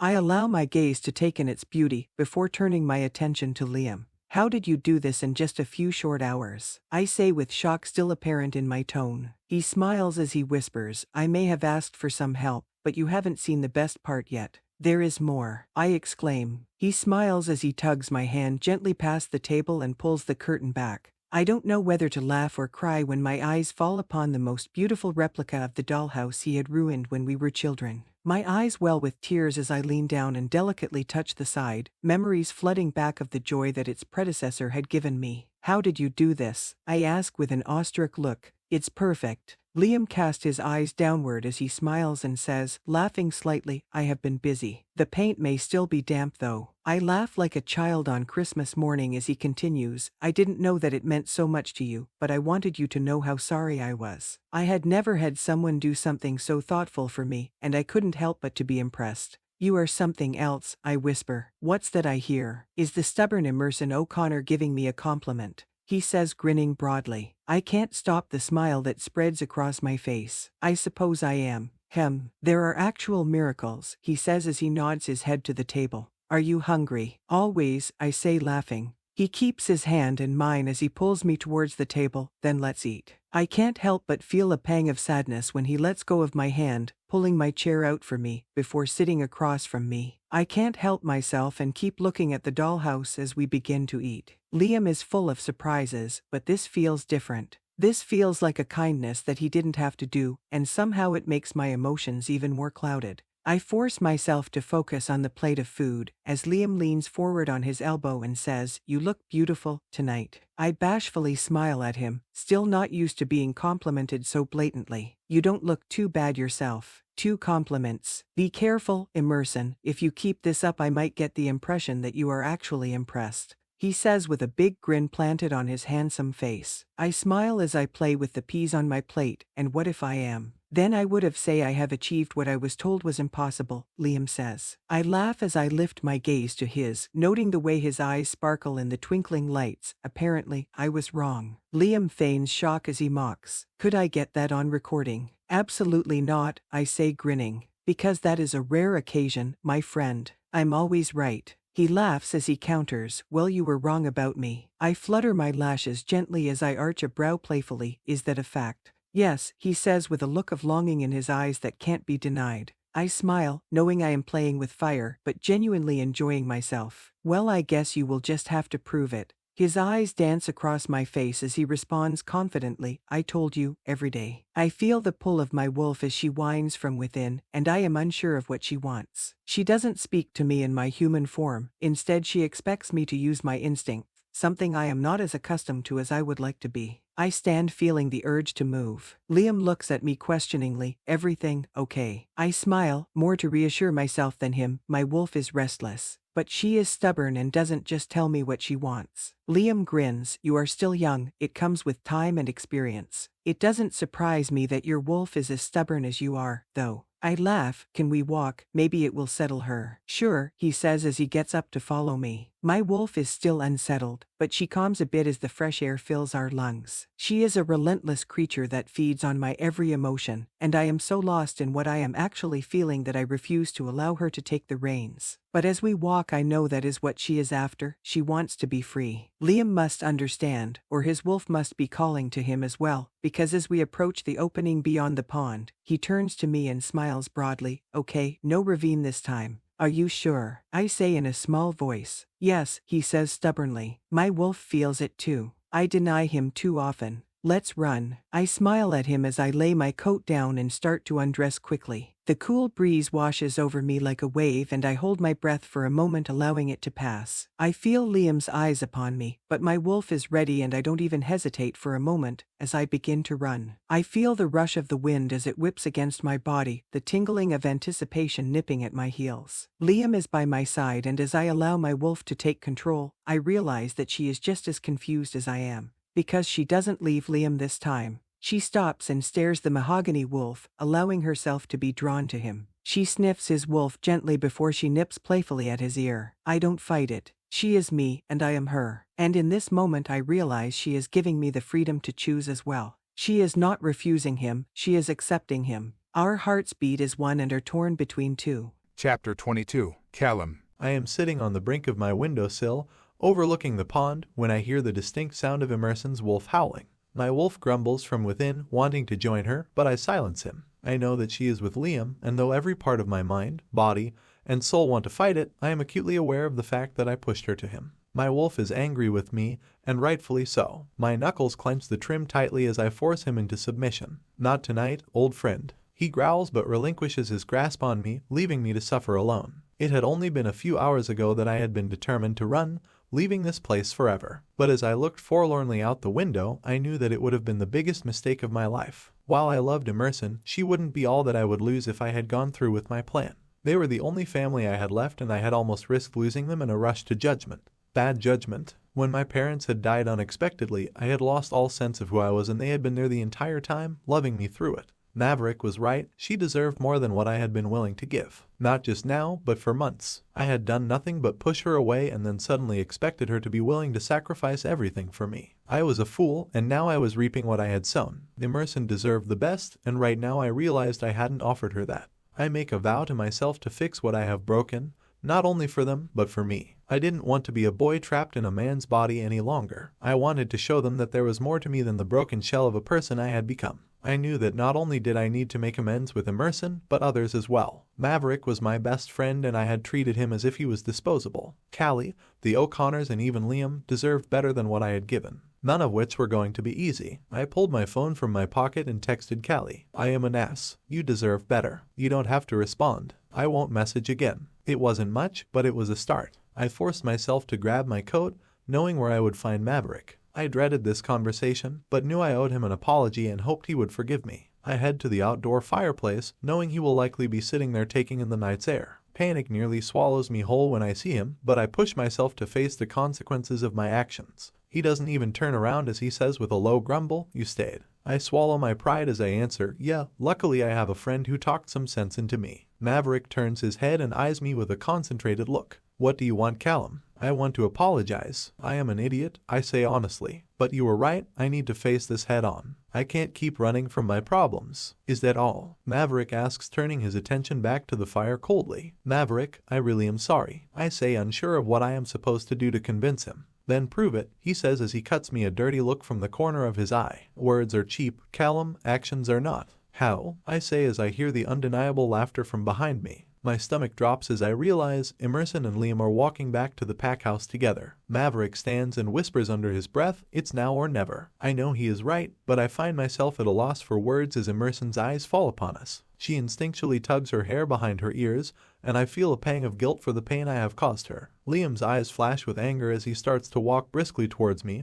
I tense, anticipating the continuation of today's onslaught. But I see Emerson's hand grasp his as she whispers, "Please don't." Liam pauses as he looks between the both of us before allowing his gaze to fall upon her hand. He hesitates for a moment before whispering, "I won't allow him to hurt you any further." Her eyes soften as she looks at him and says with the kind of sadness that rips my heart in pieces, "He can't do much more than he already has. I will be fine, can you give us just a minute?" He gives me a warning look before he shakes his head. "I'll be just inside the door if you need me." Maverick joins him as they walk towards the door, leaving me to face her like I should have done from the beginning. Her voice is tense and full of emotion as she says, "You have exactly 1 minute to explain why I should even care anymore." I want to reach out and cup her face in my hands, to take her in my arms and hold the broken pieces together, but I cannot because I am the one that broke her. "I am so sorry, Emerson." "Is that all, really?" she says with the kind of anger that only a scorned woman possesses. "I'm done, Callum." She turns to walk away from me when I reach out, barely grazing her skin.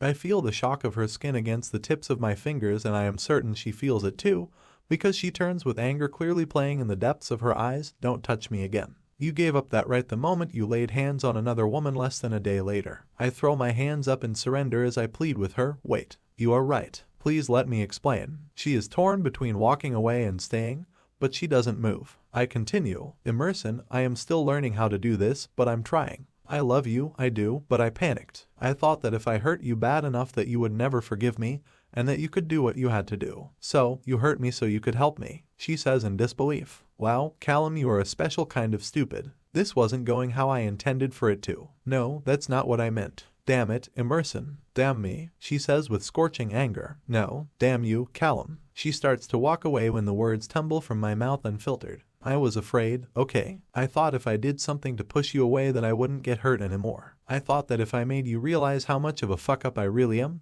that you would run. That you would realize that I am not good enough for you. I was being a selfish ass and you deserve better. You don't have to forgive me, but I am truly sorry." She pauses with her back still turned to me as her shoulders hunch in defeat. She doesn't say anything as she turns towards me and whispers, "You are the only one who didn't realize you were enough for me. I have to go, Callum." And as quickly as she came, she was gone, heading back to the arms of another. I fought back the sobs that threatened to break free when I felt a hand gently lay on my shoulder. "You did the right thing." I turn towards Maverick as I shake my head, unable to speak. But was it enough? Could Emerson ever forgive my stupidity, or had I lost her? Maverick doesn't say anything as he sits back down in front of the fireplace and pats the rocking chair next to him. I sit down and for a moment, I allow the dam to break free and the tears to escape as I sit with the only person in the world who still believes I am worthy of saving. He doesn't say anything, he just sits and allows me to drown in my sorrow, and I have never been more grateful to call him my family. Chapter 23. Emerson. I can't sleep. I roll over and stare at the glaringly bright screen of my phone,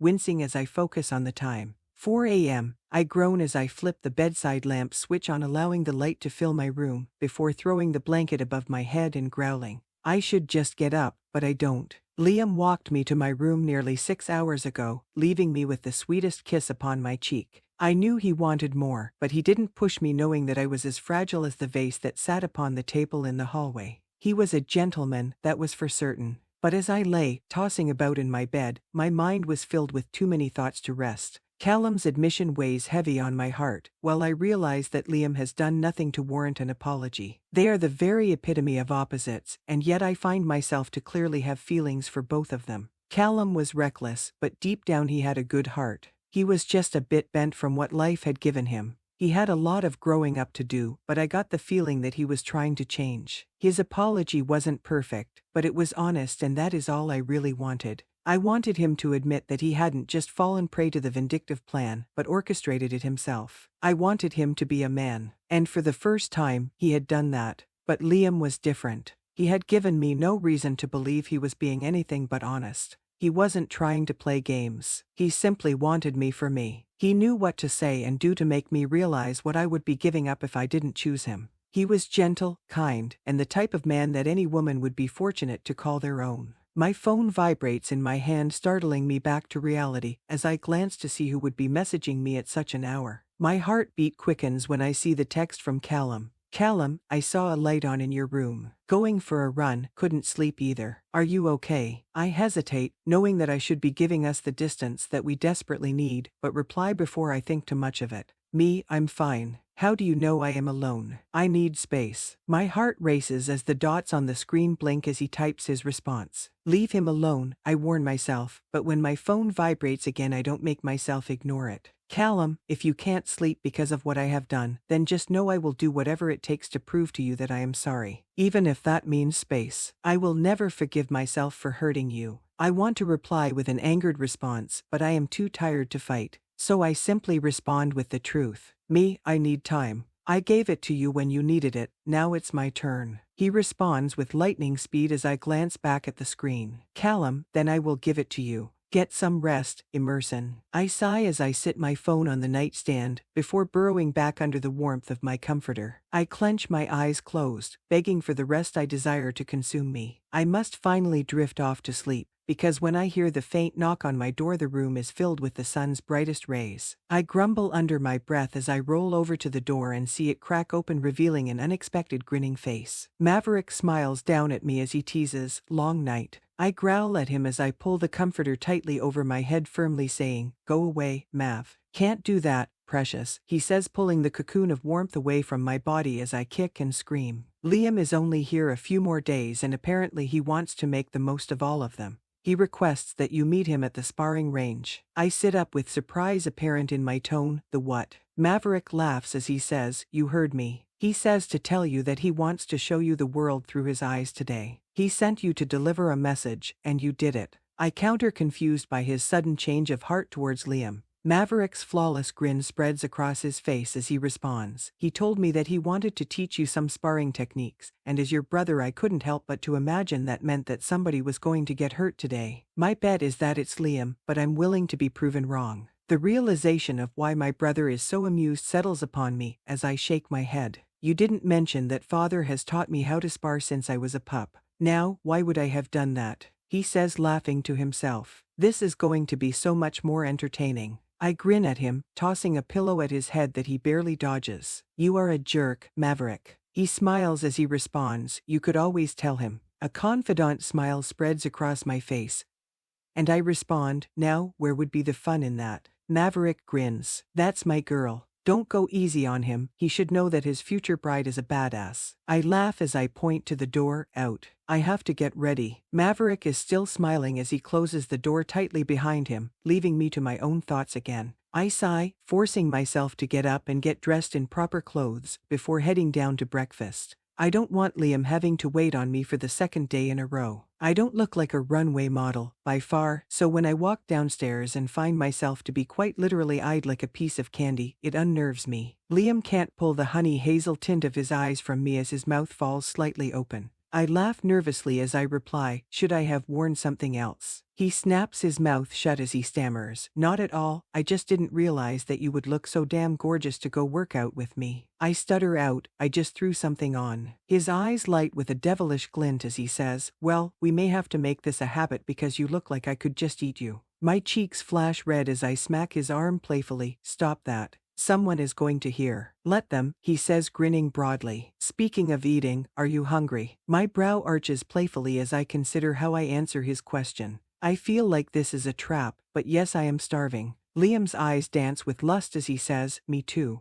What has gotten into him? I laugh as I try to change the subject. So, you want to show me what a day in your life looks like, huh? He smiles as he responds, that only seems fair. I grin knowing that today is going to be entertaining to say the least. You want to teach me how to spar, huh? I'm not going to lie, the thought of being close to you and showing you what I can do with my hands does sound appealing. He counters as he winks at me. I have to contain the laughter threatening to erupt from within. This should be fun. His excitement is almost childlike as he responds, my thoughts exactly. But as I watch him walk towards the table, I catch a glimpse of two emerald eyes watching me from across the room. I allow my eyes to meet his gaze, for a moment longer lingering, before I force myself to look away. Not today, Callum. I know he watches me as I make my way across the room. I feel his eyes. But today I just can't. Today I make a promise to myself to allow the distance to give me some clarity. Chapter 24, Emerson. Are you ready? He asks as his hazel eyes playfully dance across my face. I feign an anxious look as I pretend to be nervous. I guess there's only one way to find out.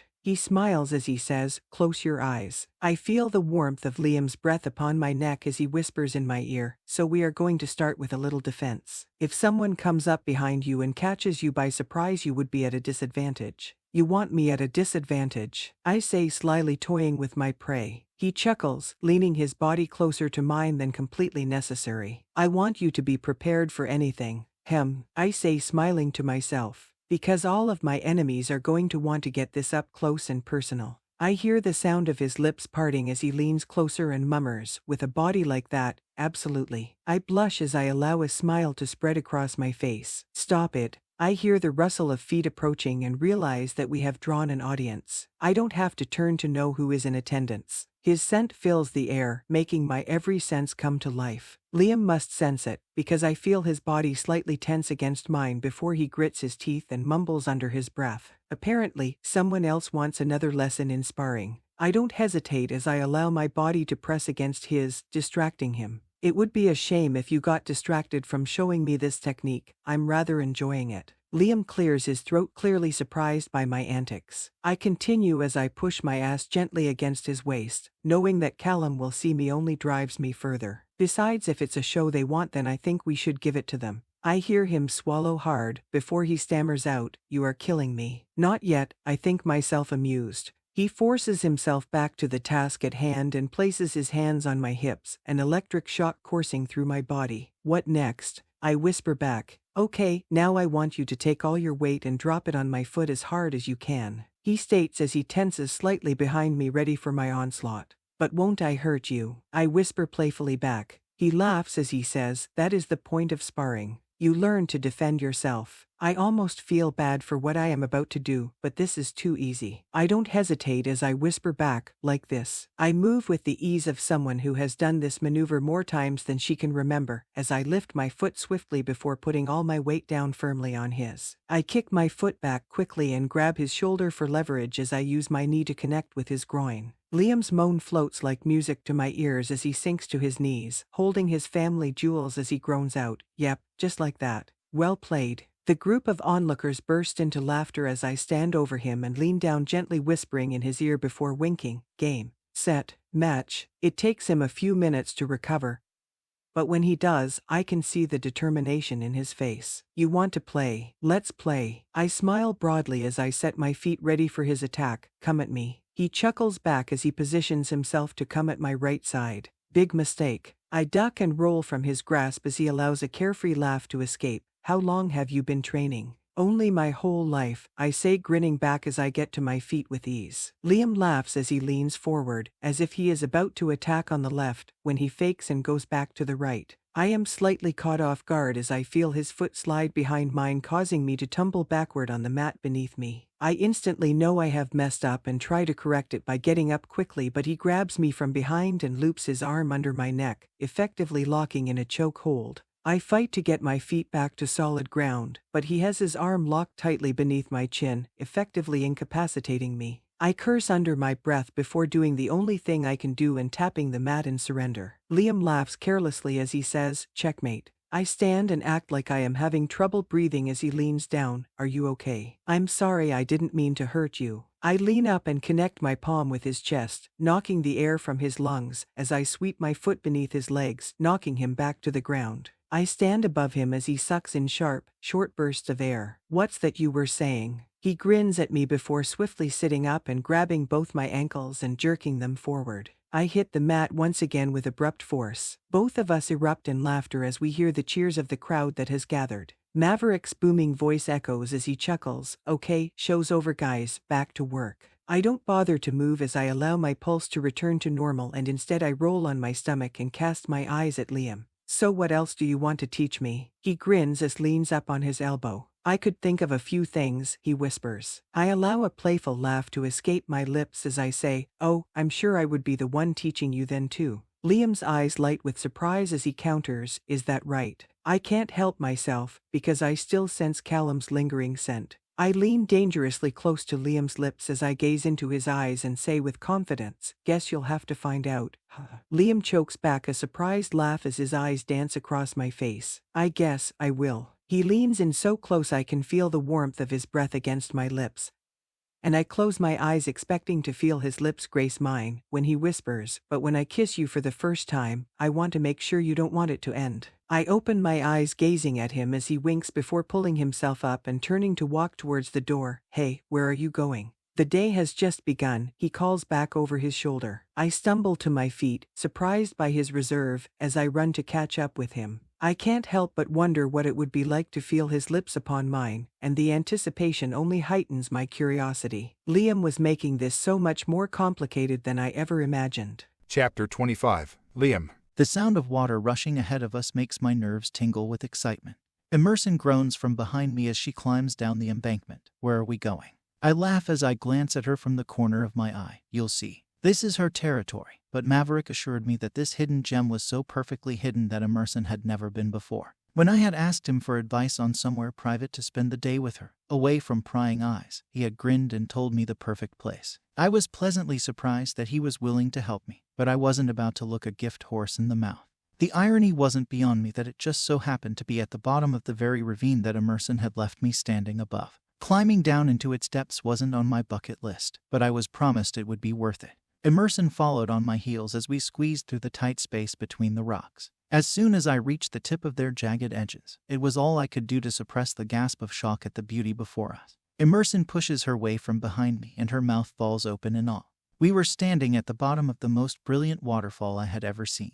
The water from the creek that ran through the midst of their land met in this one stunning spot, falling over the rock's edges like a constant well of rain. The succulent flowers, somehow protected by the walls of rock surrounding them, were a bright green, giving them a distinct beauty. It was almost as breathtaking as the alluring woman that accompanied me. Emerson's blue eyes dance across the hidden oasis as she looks at me with a bewildered look across her face. How did you find this? I laugh as I admit, I can't take all the credit. I asked for help. Maverick, she states, clearly impressed that he has kept this to himself. I smile as I pull the bag from my back, sitting it down. Apparently, there is a legend about these waters. She suspiciously smiles at me. Another one of your stories, huh? I continue grinning broadly at her. They say that if you swim in these waters, all your dreams come true. Do they? She says with a skeptical look. It's true, I state with an innocent flutter of my lashes. She hesitates, looking between me and the water before shrugging her shoulders and saying, well, I guess there is only one way to know. You first. I laugh as the chill settles over me of the cool, brisk air that surrounds us. It is a bit cold to be testing my theory. She playfully arches a brow as she teases. It's okay to be scared. I fake a hurt look as I point at myself. Me. I'm not scared. I was just concerned you would get cold up here by yourself. She pulls her zipper up as she mocks. I'll be fine. Besides, if it makes all your dreams come true, then you won't be alone for long. I nearly come undone at the seductive way she flutters her lashes. Fuck it. You only live once, I think to myself. I smile as I take my hand slowly and unzip my jacket as I watch her eyes fall to my fingers. I take my time as her eyes linger on my every movement, slowly sliding the shirt over my head and allowing her to get the full effect of my well-worked body. I swear she almost sighs as she bites her bottom lip, driving me mad. I can feel her gaze on me as I turn, tossing my pants down beside me before running to dive headfirst in the water. I expect the shock of the cold water to overwhelm me, but as the water flows around my body, I am pleasantly relieved by its warmth. I dive deeper, enjoying the welcoming sensation before I surface, and smile broadly at Emerson. Join me. This is amazing, I say as I watch her eye me with uncertainty. It's not cold, she questions suspiciously. Not at all, I state honestly. You'll have to come see for yourself to believe it. She scrunches her nose up in a scowl as she threatens, "You better not be lying." I watch her intently as she tugs her pullover off, tossing it with my clothes as she shrugs out of her yoga pants. She keeps her gaze locked with mine as she slips her shirt over her head. She leaves the white bra and panties on as she tiptoes to the water's edge, dipping her toes in first. A look of amazement passes over her features as she grins broadly before nearly running into the water, laughing with exhilaration as she splashes about the water. I am enthralled by the innocence of her beauty as she dips beneath the water, allowing it to wash over.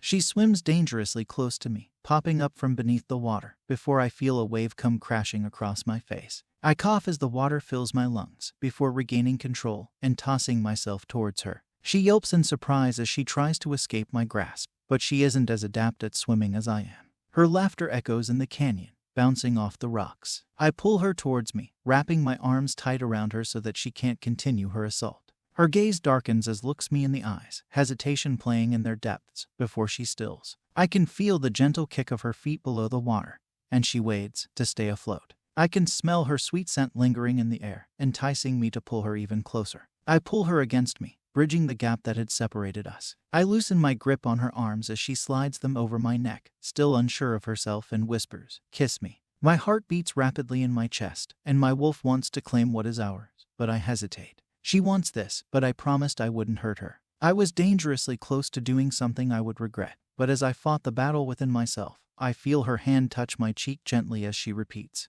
"Kiss me, damn it." I pull her face closer, allowing my lips to linger above hers. "Emerson, are you sure?" I feel the warmth of her breath against my lips as she pulls my face towards hers and kisses me with the flutter of her lips brushing mine.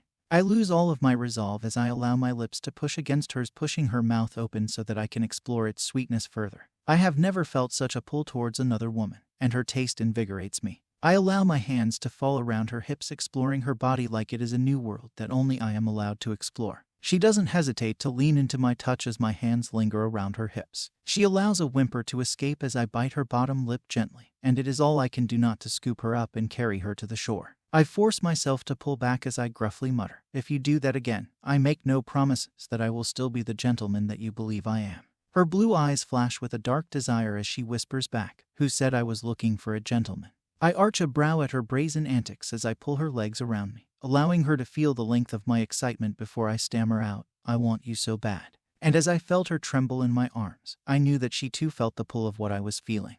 But as I began to walk to the shore with her body wrapped tightly around mine, fitting like the perfect piece to my shattered existence, I knew that what I was doing was wrong. Because when she knew the truth, she may feel differently. When she knew the truth, she may realize that I am not much different than Callum. And the thought of that terrifies me. Chapter 26. Emerson. I can feel Liam's body tensing beneath me as he carries me towards the shore, but I am lost in the moment and don't want to question what is amiss. I just want to forget. I want to close my eyes and see something other than the piercing emerald depths that have consumed me for so long. I want to allow this man that has given me no reason to doubt him, to love me. I want to love him. But as his lips graze mine, and he gently lays me back upon the moss-covered ground, I can feel it. Something is wrong. The sound of the water rushing from the cliff behind us is too loud, the ground too hard, and I realize reality is sitting back in for the both of us. I feel the warmth of his body pulling away, but I don't fight it. I sense the change, and I can almost hear the lingering words between us forming. "I'm sorry. I can't do this," he says as he leans back on his knees, a look of worry creasing his handsome face. I try to pull his lips back to mine, but he reluctantly pulls away. The sting of rejection settles over me. I suddenly feel exposed as I awkwardly try to cover myself with my arms, hugging myself tightly. I question in a small voice, "Is it me? I don't understand what is happening." Liam has given me no reason to believe he wasn't attracted to me. In fact, it's been quite the opposite. His eyes darken with something I can't quite place as he scoffs, "No, absolutely not. Emerson, we need to talk." The famous last words of any relationship, I think to myself. I feel like I am on display, so I push myself away from him, searching the ground for my discarded clothes as I fight the urge to cry. My mind fills with the worst-case scenarios as I stumble across the slippery rocks, grasping my shirt and pants before sliding them on. I can't imagine what has caused the usual comical Liam to become so serious, but it can't be good. I hear the thud of his footsteps behind me as he follows me, gently grabbing my arm. "Emerson, it's not you." I have to tell you something that I should have told you before. I turn, pulling from his grasp, grabbing my coat, not wanting to face the fact that the perfect man I have built Liam up as is anything less than what I had imagined. I don't want to hear it. I want to escape from this moment and forget that it happened. He continues despite my reservations. I didn't just come here to visit. I came because my father insisted. Emerson, I have to ascend by the next full moon. My father has ran our pack finances into the ground and we are barely surviving. I need to marry you because our pack needs your dowry to survive. The reality of his words hit me like a kick to the gut, and I almost feel the air being knocked from my lungs. I can't explain the anger welling in the pit of my stomach, but its undeniable flame ignites my soul. But instead of anger seeping through my tone, it is marred with hurt. You are using me. Has anything you have said been true? Liam's eyes are full of regret as he rushes his words out. I never meant to hurt you. When I came here, I thought we were both doing what we had to for our packs, but then I got to know you and it was more than that. Tears well from my eyes as I mockingly cry out, you never meant to hurt me, huh? Where have I heard that before? Emerson, I'm begging you to hear me out. He says with an undeniable conviction, but I can't be bothered. I turn on my heels and break into a run, needing to escape from the pain of being fooled once again. My heart is breaking into a shattered mess that I am not sure can ever be repaired. I hear Liam's heavy footsteps behind me as he runs to follow me.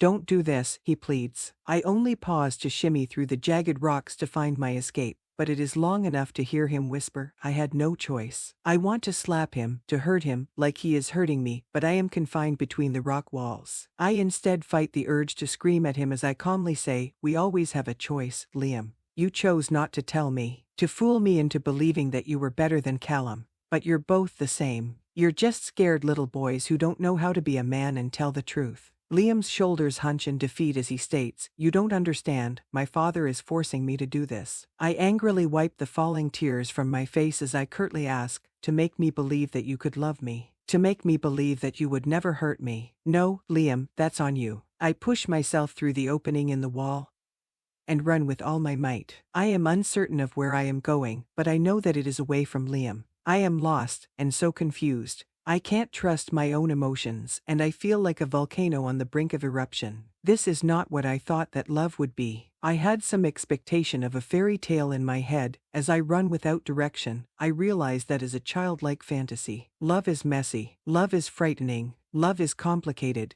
The reality of the situation is that no man is perfect. And though I am shattered by that realization, it dawns on me that neither am I. I have been torn between two men, but I have not been true to myself. I am no one's property. I am a person who deserves to be loved with honesty and dignity. I don't need either of them, but the question has always been, who do I really want? I find myself to quite literally be on the brink of a life-altering decision as I run through the forest, unsure of some things. But of one thing I am certain, I am done being the clueless girl who doesn't know what she truly wants. I am going to make a decision, not for my pack, not for my family, but for me, and this time, things are going to go my way. Chapter 27. Callum. I smell the hint of Emerson's scent lingering as I turn the corner of the hallway, colliding with Liam. My wolf growls from within as I quiet him, expecting Emerson to be with him. I look around with confusion apparent on my face as my eyes fall back on Liam. I can see it on his face, something has happened, but I don't rejoice because I can sense that something is wrong. Where is she? I bark out. Liam's eyes are full of despair as he nearly whispers, she left me in the forest.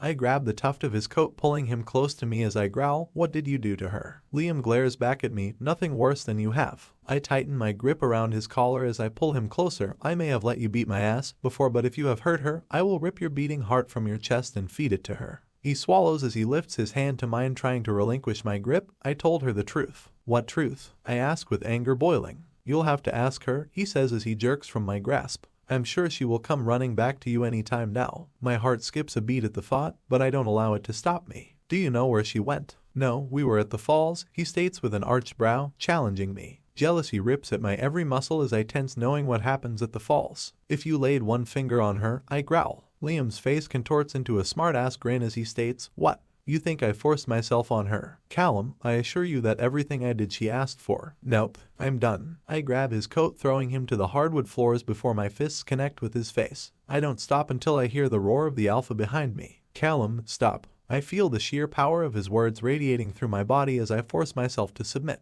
Alpha O'Connor stands with a look of bewilderment apparent on his aging features as he demands respect. What is going on here? Where is Emerson? I spit out angrily, he left her in the forest. Liam grimaces as he picks himself up off the floor and retorts, more like she left me. Alpha O'Connor looks between the both of us with disgust as he barks, so, let me get this straight, my daughter is missing and the two boys that are supposed to be in love with her are here fighting in my house. I suddenly feel a nauseating feeling overwhelming my every sense as the reality of his words settle upon me. Liam casts his eyes downward, wiping the blood from his busted lip, as he says, "You're right, sir. I should have found her before I returned, but I got the impression that she needed some space." Alpha growls as he steps towards Liam, "My daughter does not need space unless someone has harmed her." "What did you do?" Liam hesitated, feeling the pull of our Alpha's power. I told her the truth. "What are you talking about?" He demands an answer from Liam. I hear Liam's mother's voice from behind us as she speaks up. He told her that he must ascend sooner than we had hoped. "That doesn't sound like something that would upset her," Alpha questions. Liam answers, "No, but the fact that I told her the whole truth may. I need to ascend on the next full moon because my father has driven our finances into the ground. I don't just need to ascend, I need Emerson's dowry for our pack to survive." Anger flashes across our Alpha's face,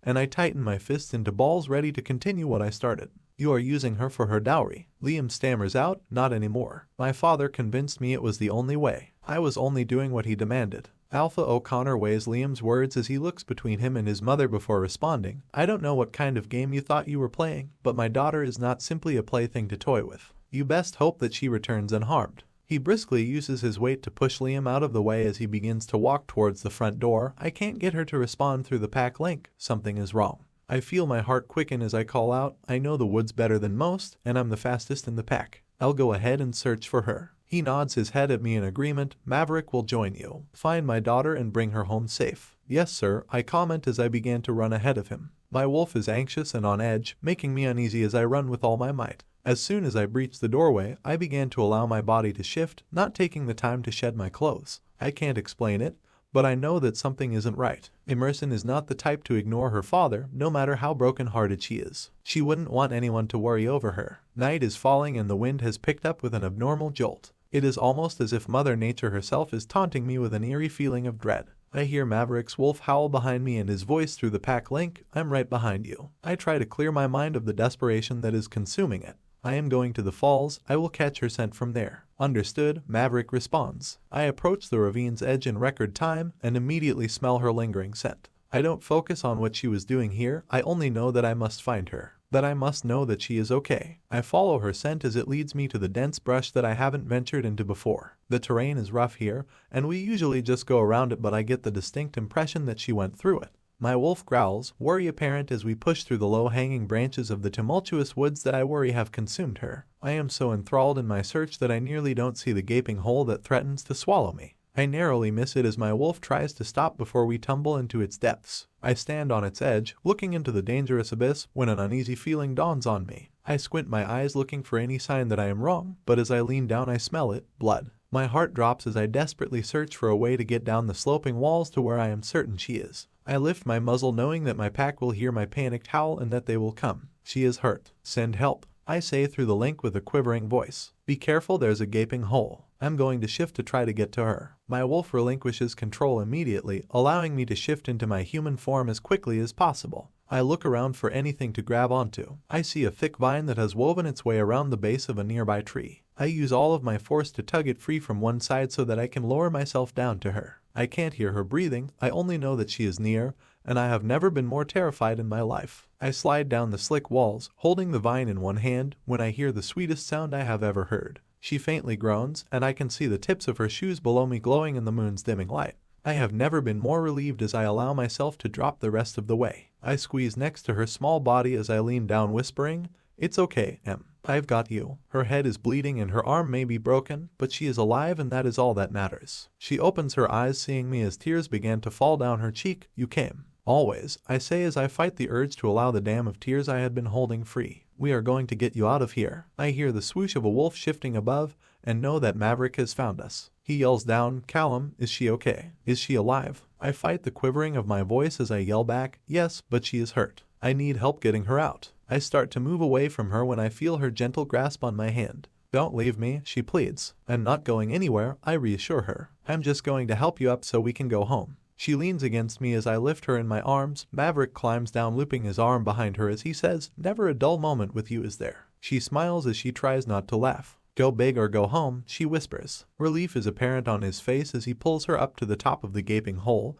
when I see Liam offering her his hand to get the rest of the way out. She hesitates for a moment before taking it, wincing from the pain. As I lift myself from the pit, I look around to see her wrapped in a blanket as her mother holds her tight with tears running down both of their faces. And I realize in this moment with certainty that no matter who she chose, that I would be okay, because as long as she was okay, that was all that really mattered. I knew that it would kill me to watch her with another man, but this world was better with her in it. And for the first time in my life I knew the true meaning of love. Chapter 28. Emerson. As I lay in the medical room's uncomfortable bed, I can hear the steady hum of the fluorescent lights above me as they flicker slightly, lulling me back in and out of consciousness. I felt stupid for allowing myself to get hurt, especially because of how it happened, but I can't deny the fact that nearly falling to my death has opened my eyes. I am full of medications, making my thoughts hazy and my mouth unfiltered. I can smell my parents' scent and know they are near as I try to force my opens to stay open. "Mother," I whisper. I feel her hand squeeze my left hand gently as she answers, "I'm right here, Emerson." "Me too," my father says with a soft chuckle. "I know I am not as special as your mother, but we haven't left your side." I squint my eyes, adjusting to the brutal rays of the light peeping through the slits. "I almost died," I whisper on the verge of tears. I see my mother and father glance at one another as they nod their heads. My father's 6'8" frame towers above me, before he pulls the chair beside the bed close, leveling his gaze with mine as he sits. "But you didn't. You are alive, just a little bit out of shape, that's all. Do you want to tell us what happened?" I want to tell my mother all that has unfolded, but am afraid that my father will be angry. I hesitate, unsure of myself, before I ask in a small voice, "Will you be upset with me?" My mother's eyes soften as he leans forward and gently lays his head against my face and whispers, "Emerson, I may not always agree with you in life, but you have always and will always be one of the very reasons for my existence. I will always be willing to listen to you without you worrying that I will be angry. Speak your truth, my stubborn, beautiful daughter." Tears well in my eyes as I shake my head in understanding. "Liam lied to me. He has been using me because he needs my dowry." I pause, fighting the damn threatening to escape. I had begun to believe that he was different, that I could see a future with someone like him, but he lied to me. My mother's hand squeezes tighter as she leans forward on the edge of the bed and asks, "But have you fallen in love with him?" I hesitate, pondering her question. I loved things about him, I realized. I loved the way that he made me laugh, and the way that he always knew the right thing to say, that he had always been a gentleman. I loved that he seemed to want to be a good man, and that he seemed to truly have a good heart. But I couldn't separate what had been a ploy and what was truth. So, I answer honestly, "I don't know for certain." She gives me an understanding look of encouragement as she pushes further, "Do you want us to have him leave?" My heart drops at the realization that he hasn't already left, and my hand trembles in hers. "He stayed." My parents exchange a curious look before my father answers, "He refused to leave until he knew that you were okay. He asked if you would give him the opportunity to speak with you." "Now," I stammer out. My mother shakes her head as she answers, "Yes, both he and Callum have refused to leave. They are right outside the door." I laugh, wincing at the pain that shoots through my head, before I reply, "And I don't hear them fighting. Guess there are miracles after all." She smiles as she says, "We can tell them both that you need your rest, if you need some more time to think before dealing with this." I smile at her, knowing she is giving me an out, but this has gone on for far too long. It's time that I face the music. No, I need to know what he possibly could say to me that excuses what he has lied to me about. They both shake their head in understanding as my father leans down, gently kissing my forehead, and my mother tightly grasps my hand one last time. I'm right outside the door if anything happens. I smile at them as I try to calm the wave of emotions that are rolling across me like waves I am trying desperately not to drown in. I have to know. I have to understand if he ever felt anything, or if it was all a lie. And Callum, I have to decide whether the love I have for him is simply a fantasy of a child, my first love, or something more. But I can't do that when I am stuck between believing that I may have feelings for someone else. I have to know whether it was just my mind playing tricks on me, or if I had actually allowed myself to fall for Liam. Both have hurt me, both have lied, and both are perfectly imperfect. And somehow that makes me love them even more. I have always thought that it wasn't possible to have your heart pulled in two different directions, but as I lay here I realize that I am the very contradiction of that. I am hopelessly in love with two men for different reasons. But this can't continue. Because I literally feel torn between two worlds and I know that it is unfair to them. Because I know that to love is to be willing to let someone go when you don't love them the same way they love you. And deep down I know who has my heart, and I know that I am about to break one of them. But the heart wants what it wants, and love, though messy and frightening, is the reason for our existence. Chapter 29. Liam. Maverick and Callum glare at me from across the waiting room, making me painfully aware that I am no longer welcome here, but I don't care. I'm not here for them. I don't even know if she will be willing to see me, but I know that I must try. I have to make her understand, to see that it wasn't all a lie. My father is angry, but I am used to that. I have been dealing with his antics my entire life. A shudder makes its way down my spine, reminding me that I still fear him despite myself. Anger rears its head as I clench the armrests between my fingers. His selfishness has likely cost me the woman of my dreams, and I can't help but to resent him even more for that. My mother sits beside me and gently lays her hand on my leg, seeing the storm raging from within.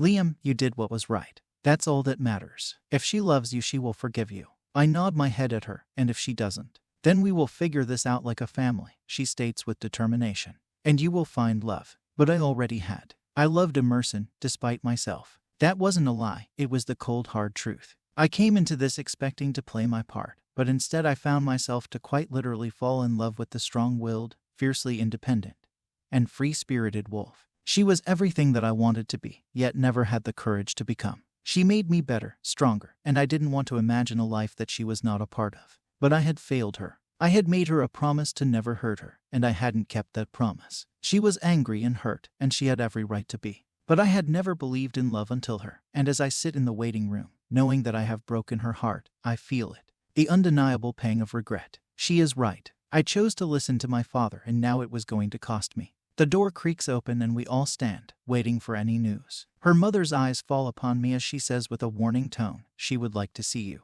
I hesitate for a moment, not certain she is speaking to me. She does. Yes, she states as she nervously tucks a hair behind her ear, something Emerson must have picked up from her long ago. I look to my mother for reassurance. She smiles at me before whispering, "Tell her how you feel, son. That is all you can do." I nod my head, walking towards the door slowly, worry weighing heavily on my shoulders. When I open the door, I see her blue eyes flutter open, determination on her face. I smile at her before I sit down on the chair bedside the bed, sighing. She hesitates for a moment before speaking. "They said you wouldn't leave until you talked to me. I am listening." I lean forward, attempting to grasp her hand, but she pulls it away. I deserved that, I think to myself. Emerson, I know that I didn't tell you the whole truth, but I never lied to you about how I was feeling. I meant every word I said. I didn't just fall in love with you. I chose to take every step along the way. I chose to open my eyes and realize that there was a beautiful creature before me that deserved to be loved like no other. I never thought I believed in fated mates until you.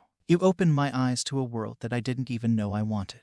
You made me believe in more, and even if you choose to break my heart today, I will always be thankful for what you have given me. Emerson's eyes well with tears as she turns away from me, hurt marring her features as she whispers, "I love him, Liam." My heart shatters as I shake my head. I understand. I start to stand, fighting the urge to allow the dam of emotions that I am feeling free. I understand. "Wait," she whispers as her hand grasps mine. "I'm not finished. I love him, and I think I always will, but you gave me something I didn't know existed. You showed me a world that I didn't realize existed either. You made me realize that though we are wolves, we are human too. We all make mistakes, but in the end it comes down to who shows up again and again. It comes down to who stays, even when it's hard. Who tells the truth, knowing that it will hurt. Liam, I do love him, but I am in love with you. Because despite everything, you showed me what it means to be loved. I don't want to break your heart," she whispers. "I want you to mend mine." My eyes fall upon hers as I allow her words to sink in. "You are choosing me." "No, I am choosing me. I am choosing to be loved for every moment of every day without reason, but I do have a condition."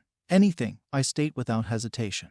"I won't marry you now," she says, weighing my response before she continues. "I'm not ready to leave my family just yet, and I need to close some doors that are still open." I smile at her, understanding what she needs to do. "You take as long as you need." "What about the dowry?" she asks with her eyes cast downwards. I gently cup her chin in my hand as I whisper, "It was never about the money for me. I'll figure it out, but I have already decided to refuse it." "But your pack?" she asks with a worried frown upon her face. "Our pack," I correct her, smiling. "Our pack will survive because they will have me fighting for them the whole way. My father will step down, and when you are ready we will ascend, but only then. She smiles at me as she tilts her head into my hand. Are you certain? I had never been more sure of anything in my life. Yes, I say as I lean down, bridging the gap between us as I linger above her lips. I want to kiss you, but I don't want to hurt you. She smiles as she uses her uninjured arm and pulls me close. Kiss me, damn it.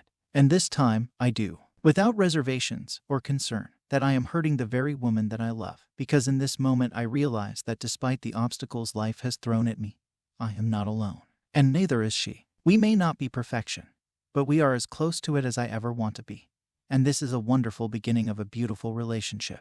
I hesitate to ask, but push myself to do the uncomfortable. In Callum, dread dances in the depths of her eyes as she answers. Can you tell him that I need to talk to him? I can do that, I say as I allow my lips to grace hers once more before turning to leave. Hey Emerson. Yeah, she asks. I love you, too. She smiles as she leans her head back against the pillow, and I know beyond any doubt that I will spend the rest of my life proving that to her. Chapter 30. Emerson. Love doesn't mean life will always be perfect, but it does mean that despite the bad you can't see yourself without that person. And I knew that regardless of everything, I didn't want to imagine a life without Liam in it. He had shown me a world that I did not realize that I had been missing. He opened my eyes to things that I wish that I could unsee. He made me realize that even though I loved Callum, that sometimes that was not enough. I needed more than he had given, because with Liam I had no doubt that he was willing to do whatever it took to prove his love to me. With Liam, I could see a future of unimaginable love. But that meant that I would have to break Callum's heart, and though I know that it must be done, I am torn, because I know I will always love him.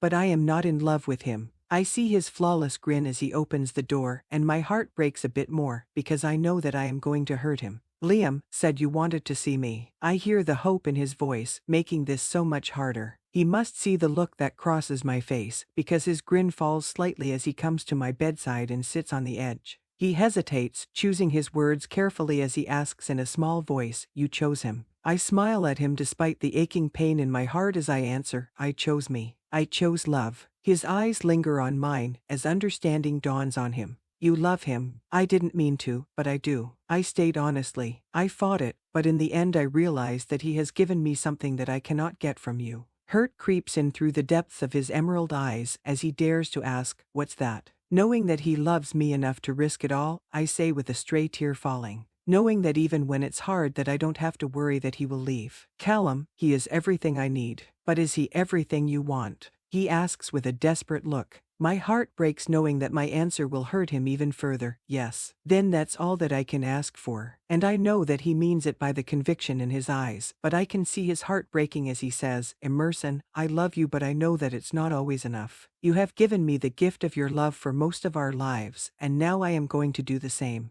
Liam is a lucky guy to have you." I smile through the tears as I say, "I know, and I won't ever let him forget it." Callum smiles back at me with a sadness I have grown too accustomed to seeing mar his features, as he replies, "I know you won't." He gets up and leans down above my head, lingering for a moment longer than necessary as he whispers, "I will always be here, no matter what happens. And I don't think I'll ever get over you, but you deserve happiness, even if it isn't with me." He kisses me gently on the forehead as he walks to the door, leaving me alone in my room. The tears fall without restraint as the door latches closed behind him. I know that I have made the right decision, but right now the pain of watching him leave is nearly unbearable. "I love you, too," I whisper. 6 months later, I smile as I hear the laughter coming from the kitchen. I find myself drawn to their laughter as I walk down the stairs, anticipation nearly swallowing me whole as I make my way to the warmth of his arms. Liam is back, and I have missed him terribly. He smiles as I turn the corner, before scooping me up into his arms and laughing as he spins me around. "None of that in the kitchen," my mother warns as she smiles over her shoulder. "Take it outside, the boys are waiting on you." I smile at her as I lace my fingers through Liam's and kiss him. "I have missed you." "And I have missed you," he swoons. "But I have been busy." Our pack is recovering nicely, since we sold off some of my father's vacation homes and settled with the loan companies. I grin at him. "Liam, you promised no business this time." "I did," he laughs. "Okay, lead the way, gorgeous." I walk to the veranda, where we can hear the boys working tirelessly, laughing as usual.